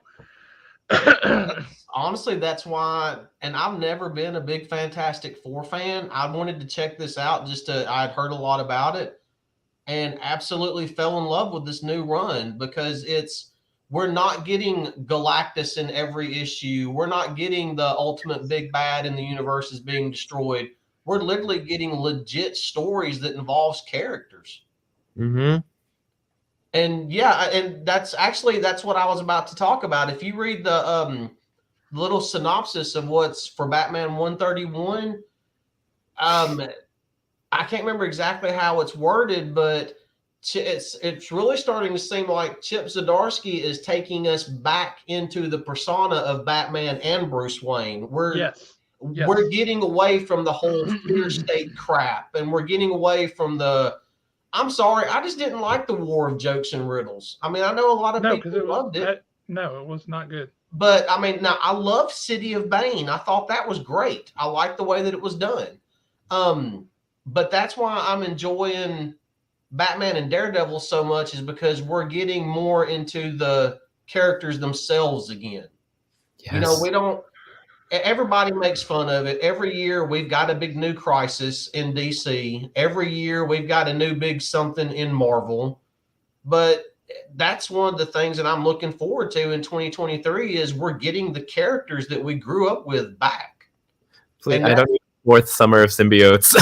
yeah, there's no, we're definitely not going to get another Maximum Carnage anytime soon. Well, Lord, I hope not. There's definitely not going to be what Maximum Clonage came after that. So, yeah, I'm with all the clones and everything. I keep wanting to say the Clone Wars, but that was Star Wars. I take maximum umbrage to those storylines. Yep. Yeah. But I mean, Aaron, if you get a chance, pick up those two. The first 2 issues, or actually now first 3 issues of Fantastic Four. I mean, I am on that. It's back to the characters. I mean, that first issue, I'm reading it, and it was like halfway through when you realize what's going on with it, you're like, well, this isn't the typical comic book that we're getting. This is actually a sweet story. It's sad. It's about the characters. Yeah, it's about the characters. It's about what happened in this guy's life. And then I will say with the first 3-4 pages of that issue, of the first issue, I was like, is this a printing error? And I was the exact same way. I was like, did I miss something? That was why I stopped reading the Dan Slott run, because that was one that like really, really, really built up over like my I'm in college and don't have time to like read this as much as I'd like to. Was that it's like I think I stopped at Point of Origin just because it was like we're making them a superhero team, and it's like they're not a superhero team. That's like not their point at all. Nope. They are a family of adventurers and scientists. So to treat them as such is like what makes a good Fantastic Four story compelling. Like that. So when you started saying that about the new FF run, I was like, oh, yes. Wait until you read issue number 3. I'm excited. Listen, if we can start talking about the past characters, I'm happy. Huh? The one that features Dr. Doom very heavily. If I can get a good issue number 2. Yeah. It features Dr. Doom very heavily, although it doesn't feature him at all.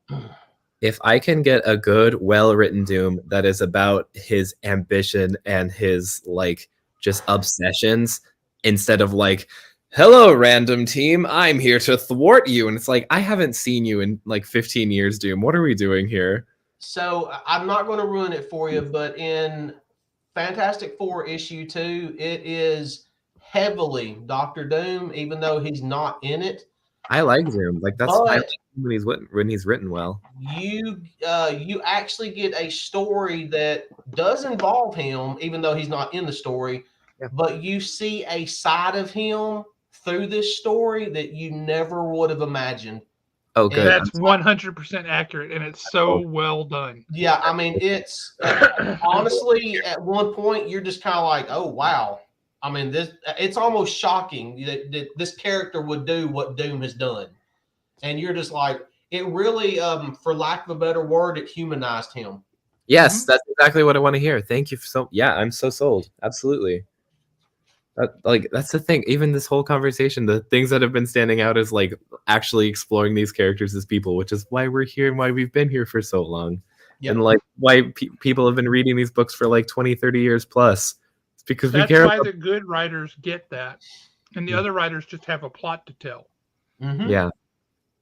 A memorable plot can be a phenomenal thing. But we're here because we love the characters and we're invested in the characters and their story.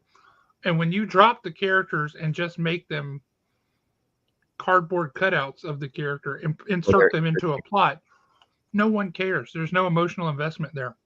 My favorite is when they're completely interchangeable and they'll just have like a villain of the week of like anybody who's not currently in print in another book. It's like, hey, we haven't used X character in a while. Let's just throw him in here. Unless it's something cool. Like Juggernaut being in a Moon Knight book. Absolutely. Yeah, bring it on. You know, that's one thing that I've really enjoyed about Chip Zdarsky's writing. You turn like in the last issue of Daredevil, you turn the page and all of a sudden Iron Man's standing there. Sure. But here's the thing about it. The story that he's telling, this random cameo by Iron Man standing there is perfectly acceptable. It's not forced. It's, you're getting bits and pieces of another story, so you would understand why he would be there. Yeah. It's the same. But that's how they always used to be back in the day in Marvel books, right?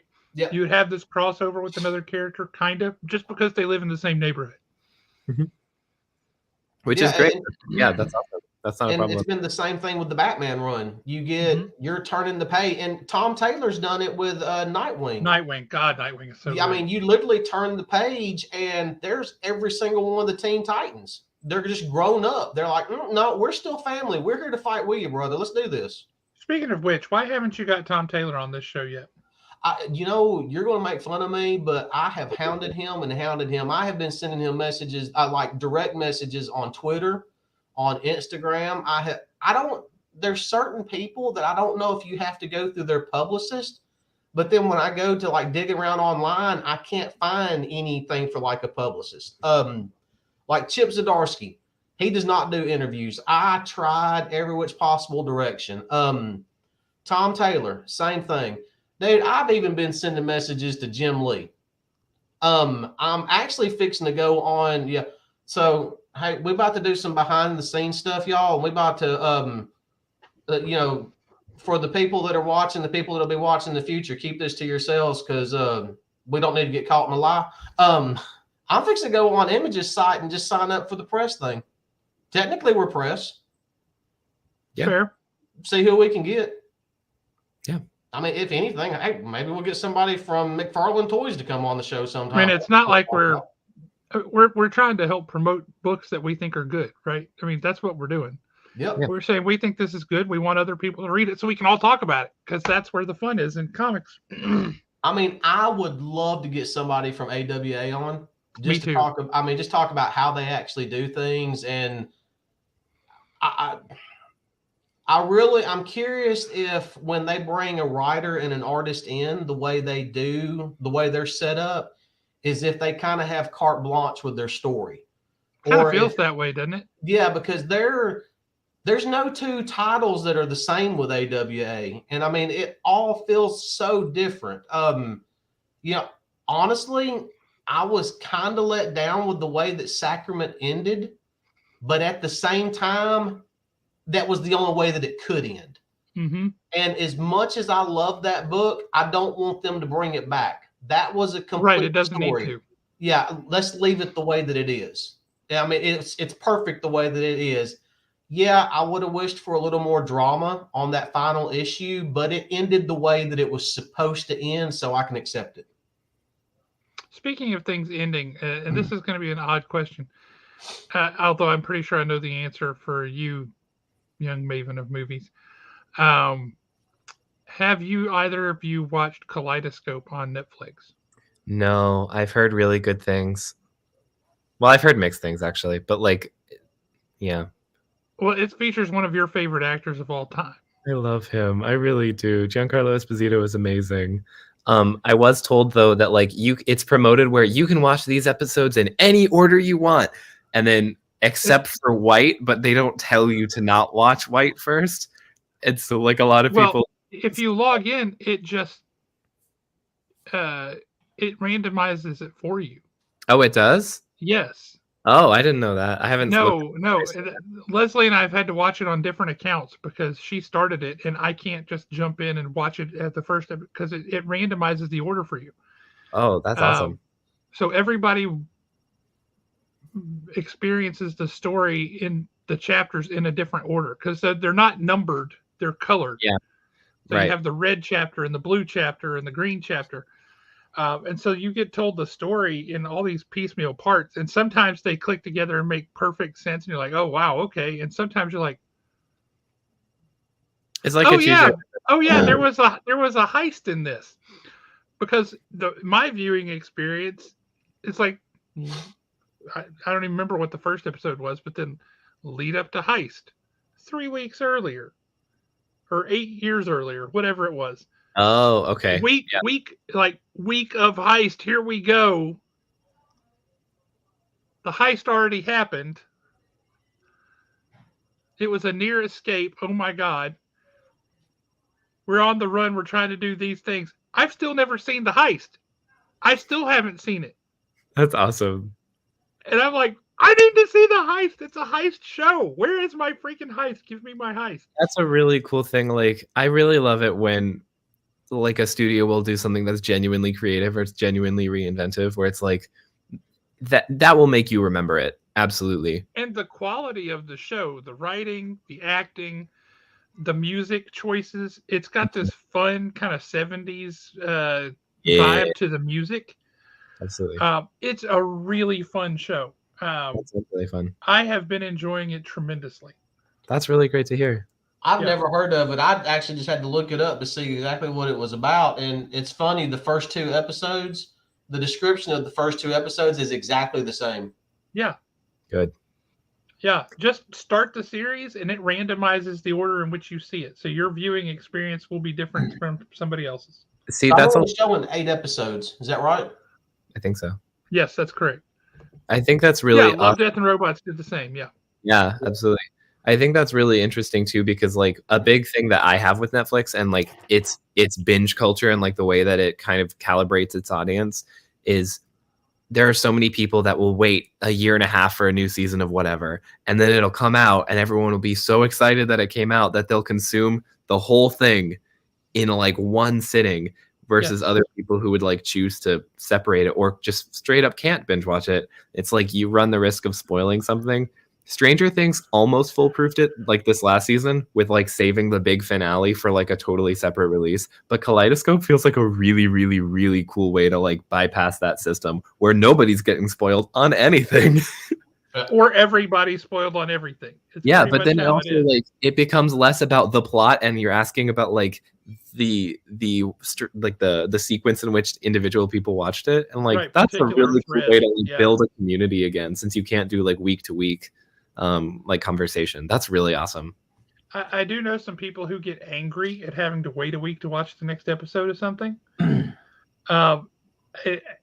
and I'm like, dude, man, calm down. It's okay. But they get like emotional. They have a visceral emotional response, and they're angry about it. And I'm like, okay, I don't get it. I don't mind waiting a week as long as it's good. It's really interesting to see how people have like bypassed or how people have like tried to kind of give alternatives to that, like Amazon Prime with their like 3-week 3-episode premieres that they were doing for a while. Like Right. those are But you also got to think, as far as people that hate having to wait a week, the past, say 10 years, at minimum 10 years, we've entered into this instant gratification culture where the way you and I grew up, we literally had 3 channels, 4 channels. 3 of them went off the air at 11:30, 12 o'clock at night.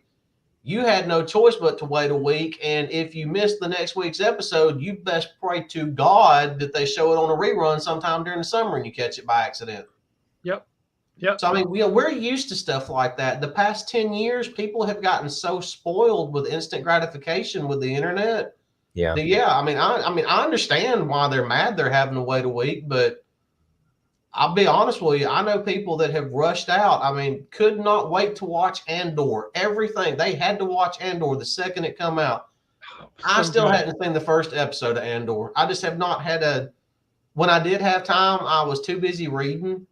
Well, let me And tell you, it's worth the watch. It starts a little slow for me. It was just a little, and then it gets good, and then it gets holy cow good, and it just is this race to the finish where you're like, this is phenomenal. I think part of the reason why I didn't jump on it was because of Rogue One. To me, his story is over with. I know where he's going. Right, you only know the ending, but I'll tell you how he gets there is really cool, and he So, ain't there yet. so they did it right, storytelling wise. Oh yes. Okay. Oh, they certainly did, and I will tell you about Andor. It does start slow. I'll give you that. It I starts saw the slow. first 5. But once it clicks, like, because it's like building and building and building. Once it clicks and then it starts to roll, it's like, oh man, it's so good. But what Andor is doing that I thought was really, really cool is it is literally within the canon of Star Wars. It is the establishment, the setting up and creation of the rebellion. It's how the rebellion forms And why it forms. and why it forms, but how it forms. And so everything that happens after this, the original movies, everything that happens after this is because of this. Okay, so here's my question on that. How does it tie into Solo then? Because if you look at the end of Solo, that was technically the money that got the rebellion started. And or from the first 5 episodes, from like what I've seen, it's talking like it is a Star Wars show and it's like really important, but also like this functions completely as like a political drama, like devoid of Star Wars almost entirely. So it talks about like the like specifically on that like how the rebellion is profiting on both like the Empire and the rebellion, and like how the money gets thrown around and like the guilds and like the crime syndicates and like how it all kind of compiles together. I thought it was really interesting too, because it was like not only is it the birth of the rebellion and like showing you how it all got started, it's like showing the Empire as a genuine threat. It's not just here's the military force for the man with the laser sword. It's like, oh, it's showing the planets as like actual planets full of habitable people. Like you've the one of the best shots of like the first few episodes, it's baby Cassian. He's like 8 years old and he looks up at the sky and you see one of the starfighters flying overhead, and it's just this colossal larger than life ship that like in any other book would be like apocalyptically huge. It's like to see the Empire as like a genuine threat to people and to actually And feel just everyone's individual way of life. yeah, like to see it from a ground level perspective is horrifying. I thought it was really cool. I haven't seen again. I've only seen the first half of it, but I really loved it. Once Andy Serkis is in this show. Yes, I haven't gotten to him yet, but I love him. I know. When Andy Serkis shows up, from that point on, it is nonstop. Holy smokes, amazement! That's awesome. It's so good. It's so freaking good. I'm like, is it over with or is it still running? The first season is over. Okay. They greenlit 2 seasons, and that's all that they're doing. They're doing 2 12-episode seasons, but season 2 starts filming in March. I think that's right. Yeah. So like it'll be out real soon. It's exciting. Oh, one thing, not trying to change the subject, one thing I'm looking forward to, if everything goes well, by the end of the year, we will have Dune 2. I am extremely looking forward to that. Yes. That first one was spectacular. And yeah. I've never been the biggest fan of Dune. I really liked that first movie. I was really skeptical about him playing Paul Atreides. Mm-hmm. But by the end of the movie, even I'm sitting there about ready to chant Atreides. I mean, I'm ready to go to war with him. He was phenomenal in that role. They could not have done any better. I'm always making I'm almost Chalamet. Is that how you say his last name? Chalamet, yeah. Freaking amazing in that movie. So I'm definitely looking forward to part 2. Absolutely. There's also a prequel series in the works at HBO. That it's like 1,000 years before. I know nothing about Dune lore, but that looked pretty promising too from its cast. And this is going to go way back. I actually loved the De Laurentiis Dune movie. It was so bizarre, and it was so. To this day, if you watch that movie, it was so 80s. Yeah, it was 80s. It was so 80s. You watch the trailer for that movie, and you're like, "Oh, that's 1980s right there." Yeah. But I loved it. I thought it was great. I tried to read the Dune series when I was younger, and it is so dry. I mean, so dry. It is in a giant desert. And when I watch, no pun intended, I do the bad jokes. But after I watched Dune Part 1, I tried to go back and read and I mean, I read a ton of books. I mean, it's almost sickening how much my wife and I read. I still can't make it all the way through that first Dune book. I bought the audiobook version of it like 5 years ago, and the audiobook version of it is like 19 hours long, and I got through the first 30 minutes and I literally fell asleep. I wasn't even like, I sat down momentarily to do something else, but like, oh my God. Everybody that's read it. He's a better world builder than he is a writer. Yeah, I'm glad that there was like enough lore there for them to make really good film adaptations and for it to be as entertaining as it is. Yeah. So like I will watch this completely blind and be happy.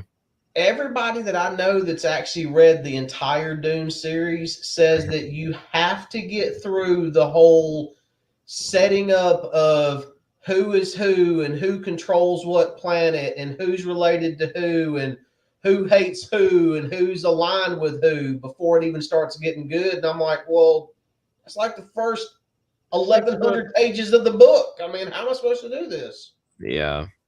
Can't do homework. I hear cocaine is how you're supposed to do that. Yeah, really. Just get loaded up and be like, wow, I read it in 7 minutes. And I cleaned the house at the same time. That's funny. Something that's really exciting about January. Anime is so much fun to watch. Especially when it's G.I. Joe. And Transformers. And don't forget Thundercats. Oh, Thundercats. James Gunn and Peter Safran are announcing at least like the first wave of their plan for the new DC films, which I'm very excited about. I'm very optimistic. I'm optimistic. I have no idea what they're planning, but James is very, very generous in like his hints that he's been giving off online for the past couple months. But officially, like the plan is getting at least somewhat announced later in the month, which I'm very curious to see what they plan, what they have. So, what hints has he been dropping? What do you think is coming? Well, okay, the only thing official right now is the Superman movie. That's the only thing official. But I would just really like a very character-driven, like back to basics foundation of the Justice League. I would love that. Just to like get to know the Flash as a character before he's on the league instead of like 3 years after would be just really, really cool to have like foundational storytelling, like to use DC at their strengths in like opposition with Marvel. And so like you still get that opposition, but like you're still growing together and like learning from each other's mistakes would be so cool. See, I don't want a standalone Justice League movie. I think they should be able to pop up in each other's movies. No, for sure. Yeah, stuff like but I saw something, it was either last night or night before last. It's some type of 3-year world building plan. And they didn't elaborate on it beyond that. But basically everything that has come before will have nothing to do with it. And they pretty much admitted that once the Flash movie comes out, they're done with that entire thing. They're moving forward without it after that. That has been debunked a little bit, although I don't know to what extent, because people will like tweet James Gunn at, like with their questions and it'll have like 4 questions in it and he'll give a very, very brief answer. Yeah. But like that has been partially debunked, that they're doing like a solid flat reboot across everything. I don't know what they're cherry picking. I don't know if it means that they're just going to keep the cast members or if they're doing some weird multiverse thing. I don't know what they're doing. So I'm going to keep an optimistic eye and say like all I want for certain, with absolute certainty, is a Superman movie that convinces movie-going audiences that he's not boring and gets to like explore him as a person to like the depth that he really needs. And I'm very optimistic, at least on that front. I think what I really want is I want to see, if it was me, this is the way I would do it. Yeah, for sure. We would go back in, we would do probably 2, maybe 3 more reshoots, add a couple of scenes to the end of the Flash movie, and literally have the Flash movie reboot into my new universe. And so that way we're, for lack of a better word, we're not disrespecting anything that come before, even though some of it was complete and total trash and needs to be disrespected. But speaking of which, I would like to make a point on that. Okay. Black Adam. Yeah.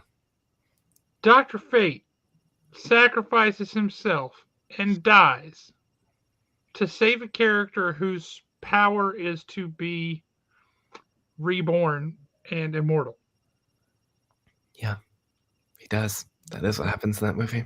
That is some of the most ridiculously stupid, absent-minded, completely off the charts dumb storytelling I have ever seen in my life. But think of it like this.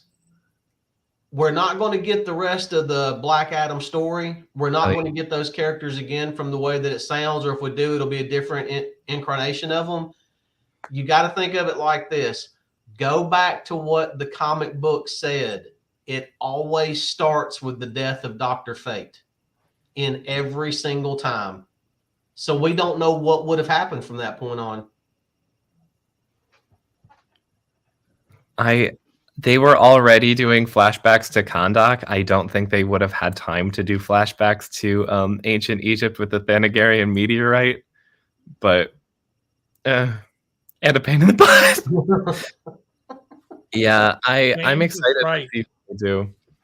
Truthfully, like, if they just cherry pick some of the actors, I'm happy. If they do a full reboot, I'm happy with that too, because like there's been a few comments where it's like, but they're doing 4 movies this year of like what has been in the works way pre any of the intercompany politics of it, where it's like we're still getting Jason Momoa's Aquaman this year, we're still doing Ezra Miller's Flash, we're still doing the Blue Beetle of this universe and a Shazam sequel.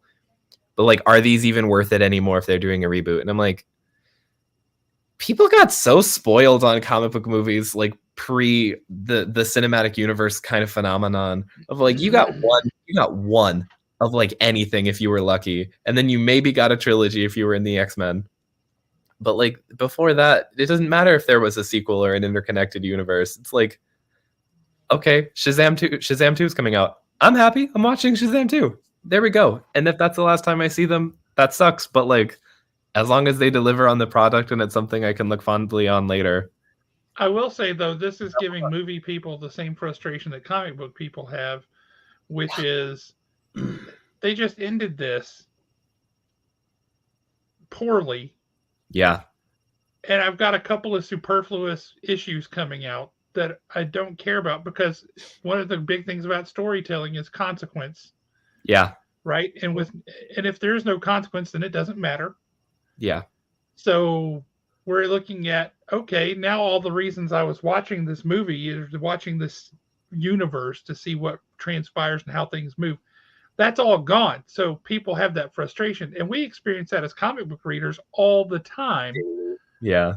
And so welcome to the party, pal. Absolutely. Mm-hmm. Also, if they are doing a full-on universe reboot where they're like leaving the old stuff behind, again, if it's not confirmed, but if they are doing that, then that's basically they did a Crisis event. Yeah. Inadvertently. Crisis on Infinite Film. Yeah. I would just feel so bad if they did, though, especially for like the Blue Beetle actor, where it's like, you just got there. You just did it. So like, I do hope that they cherry pick at least a little bit. And I think Ezra Miller should be in jail. You're not the only one. I need to make a quick comment. I just now saw a text message that I got a while ago from Tots, and going back to a conversation that we had a little bit earlier. Tots, I agree with you. Yes, Marissa Tomei is definitely on the list for people. Oh yeah. I just rewatched My Cousin Vinny. Best movie.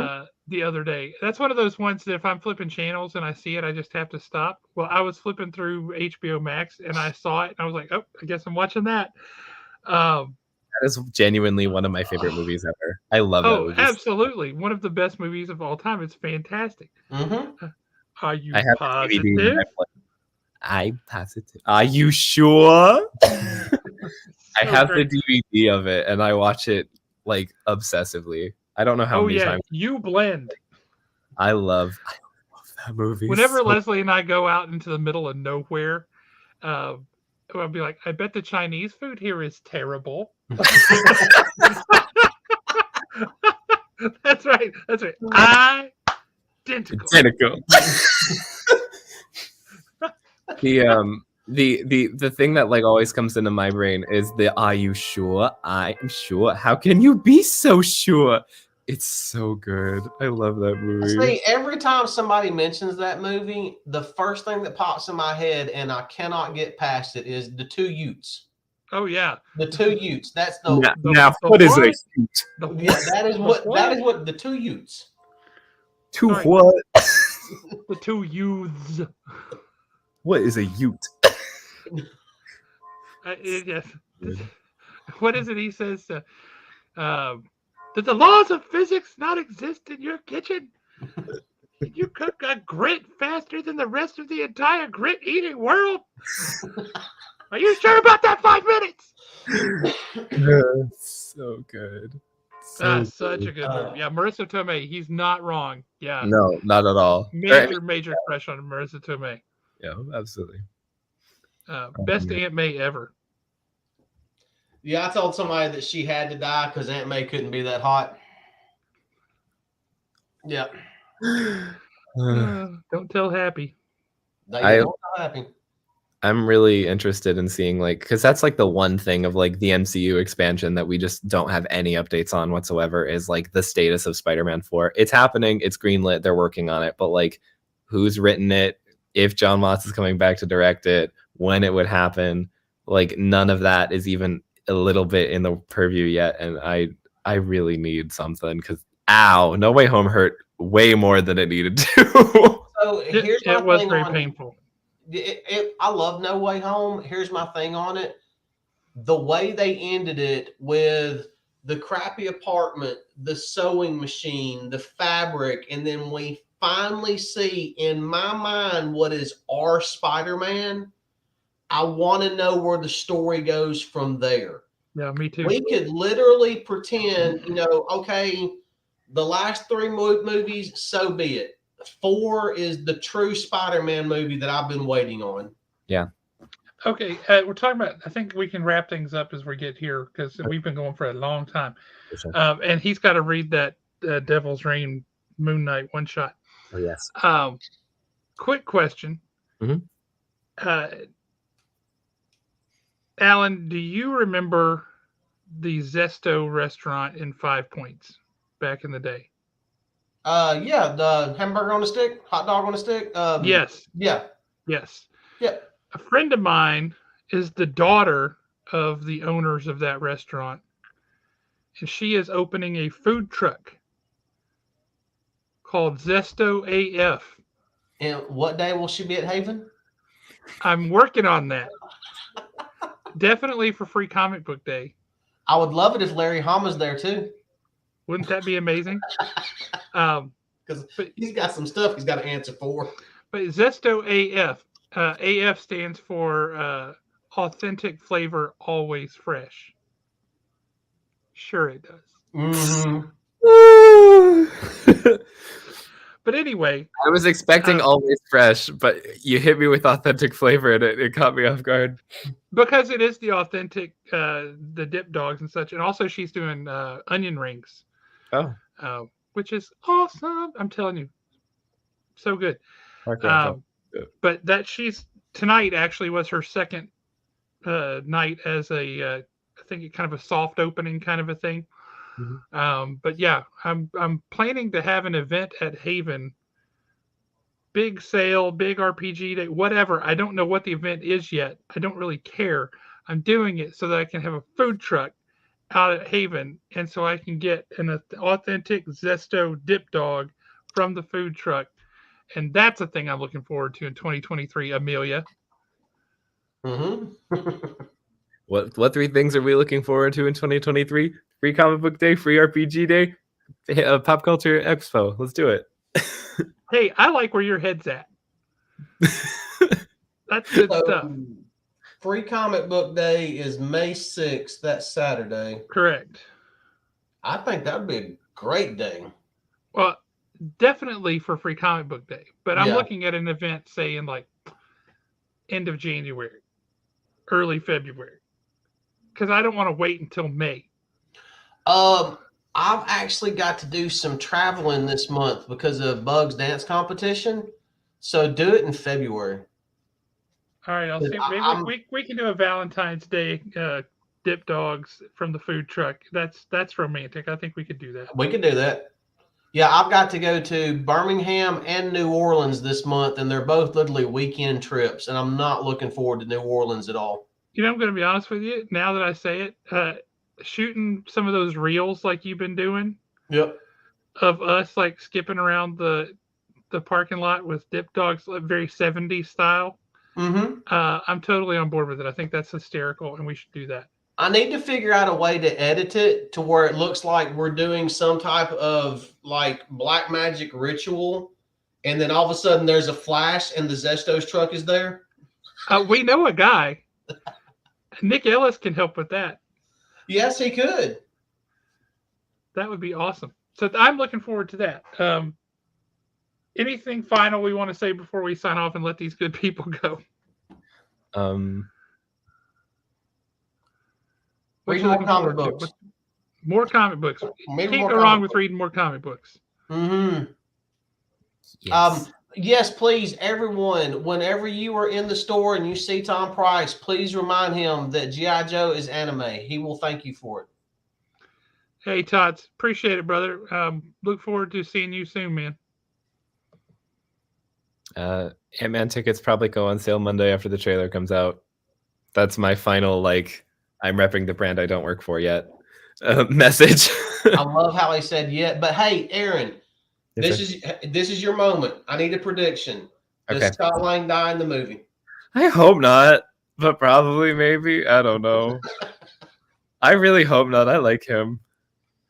The Ant-Man movies have always been like such a fun little corner of the universe that I can just kind of like unwind and have fun in. And I am excited about Quantumania too, because it's like it's going to be one of those things with like the lore that I'm not going to know it from the comic books, like the quantum realm stuff, because they can't do the Micronauts. So I'm like, I'm just along for the ride. I know Ant-Man. I know Kang.